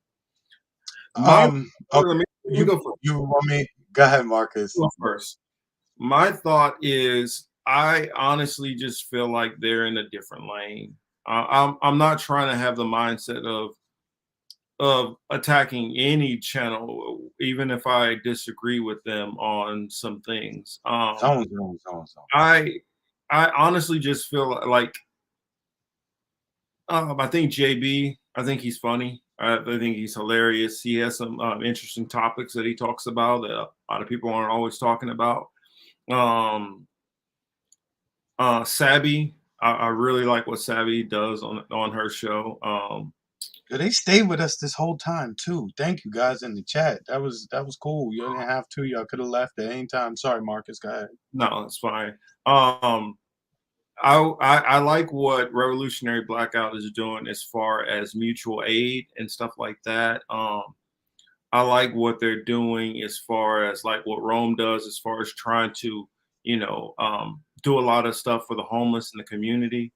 I just feel like where we split, where I split from Revolutionary Blackout would be, I believe that they believe that there are solutions that, they can figure out this and figure out that, and solutions can come to where I just don't have that same positivity and thought process, because I feel like I've seen far too much information to lead me to the feeling of some of those theories and that they have as far as electoral politics. And though they'll say, don't worry about the national races, they'll still try to entertain the third party stuff. And I don't, that's where I disagree with them, respectfully disagree. I'm not trying to throw no shade at nobody. I just don't agree that's viable. I have to admit, I don't watch a lot of their content, like a lot of their videos and stuff, but obviously I see them on the Bird app, right? I see some of the things they say. A lot of it just seems to be like, we're mad at the Democratic Party and we need to work on fixing the Democratic Party. And if we can't fix it, ha ha ha, we'll just keep making fun of the Democratic Party. I'm just like, did y'all see this? Young Morpheus body Kamala. Oh yeah, I know. We saw that. That was good. That was good.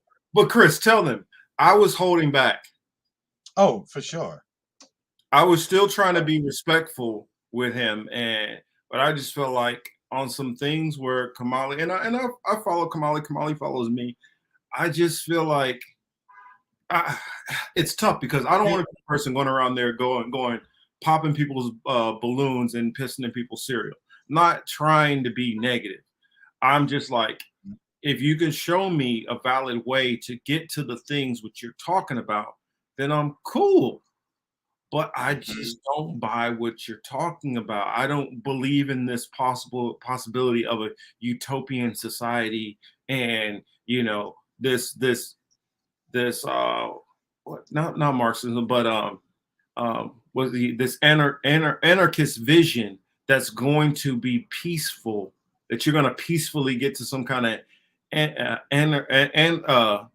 anarchy utopia. I just don't believe that. And it's fine for him to believe that. Just like I believe in the Bible and the prophecies, and most of the people in the leftist sphere do not believe in the Bible at all. So, I mean, I'm not trying to, my goal is not to try to attack anybody. I feel like some of the people over there, I feel like I thought very similar to them at certain time periods, and now I just have went to a different way of thinking and viewing some things, and maybe they might come more in my direction, maybe not. Maybe they might see opportunities to do some of the things that they talk about that I'm just not seeing, and I could be the one that's wrong, but just my personal feeling, I just don't agree. I'm not talking shit about nobody. If I felt a certain way, I would just say it. Like, I really don't care. You know what I'm saying? But like you said, Marcus, they have their lane. That's what they discuss a lot of the times, and that's cool. There's a lot of good information in there as well. Like, there's certain things that you could know, or that you should know or need to know as it relates to like your government and shit. But I think if you're going to be talking about government, like, to that extent, you should be at your local government. You should be like trying to figure out who your commissioners are. You should be trying to figure out like where the local tax money goes and all that other kind of shit. If you're going to be talking about like government shit, talk about the thing that directly affects you. A lot of the time it's like, oh, did you hear about that bill in New Mexico? Like, that's not, what's the new joke as it relates to AOC? It's not my district.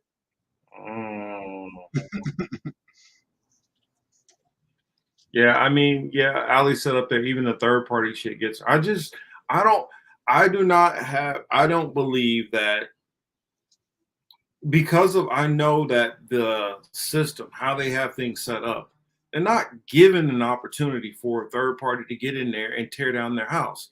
The elites have the cash and the money and everything set up. They're not going to just let somebody just come right in and just turn the whole table over on them. They're going to kick you out of the room before you get to the table. And I don't know, just how I see it. It says, see what else we got here. And then the last thing, we could do what Kelly said. Final positive thoughts for everyone on the week. All right, so Marcus got his show coming up. Tomorrow I'm gonna try to go catch the sun. I need to work on my tan. I'm a little too light right now. No, I'm just fucking with you, Marcus. But no, I'm gonna try to find some water and some sun tomorrow, at least during the day. NBA playoffs is coming up. That's my favorite time of the year. My team ain't in it, but I still love basketball. So yeah, and we're gonna go out and party. That's one thing I'm going to do. I gotta hear some music, kid. Yeah, I think the third parties, a lot of these people who have the third party mindset, they just can't accept the fact that it's not much you can do sometimes. They can't accept that. So yeah, I have that going on. I'll be trying to do more collabos. I say collabos, but collabos with other shows. Of course, I've been back to I've started my classes back up on Hebrew apologetics. So that will be weekly.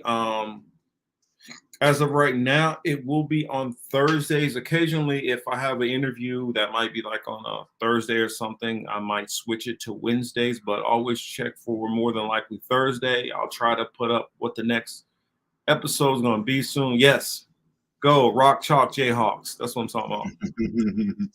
Yeah, we just won, so we're in the championship game of the Final Four. It's been about what 15, 20 years since we won the last one, so it's time to get another one.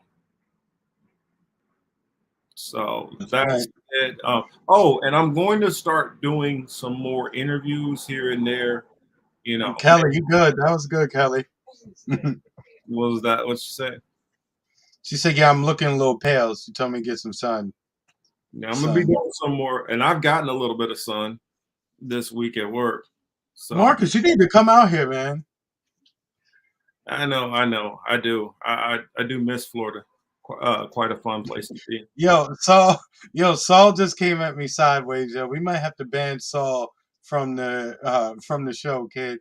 He just told me I look like the Old Spice dude. Yo, yo, you know what I mean? You know how many times like I've heard that shit? I just be looking at people sideways. You gotta do the posture, the pose. I do have Candace to take it off. That is funny. All right, but yeah, this has been the Political Matrix. Yeah, we went kind of been a while. Make sure to check on all of my channels. Also, a lot of times when you guys see me in some of these other channels, I'll be under my well, it says what we've been thinking channel. So you don't always look for Political Matrix in there. If you see the what we've been thinking, that's definitely me, because that's the one which I'm on primarily. That's the one I've had the longest. So that's normally me snooping around in people's Discord, seeing what's going on, what's shaking with everybody. Varian says, I want Marcus and Liz here in Florida. I don't know. I mean, you need to call her up and start working on her. That's what I say. But yeah, until then, and we'll reiterate it. There will be more interviews that are going to be coming. That way we can just long form stay on that one topic. And I'm going to be doing my interviews on that channel on Sunday. Still working on something, trying to work out something with Nico. So that's still in the works. Possibly, once a month, twice a month, something like that. Getting with Nico House. So oh yeah. Crap, I was supposed to do it this week. I forgot about it. Damn. But not Revolutionary Blackout. Indie Left News.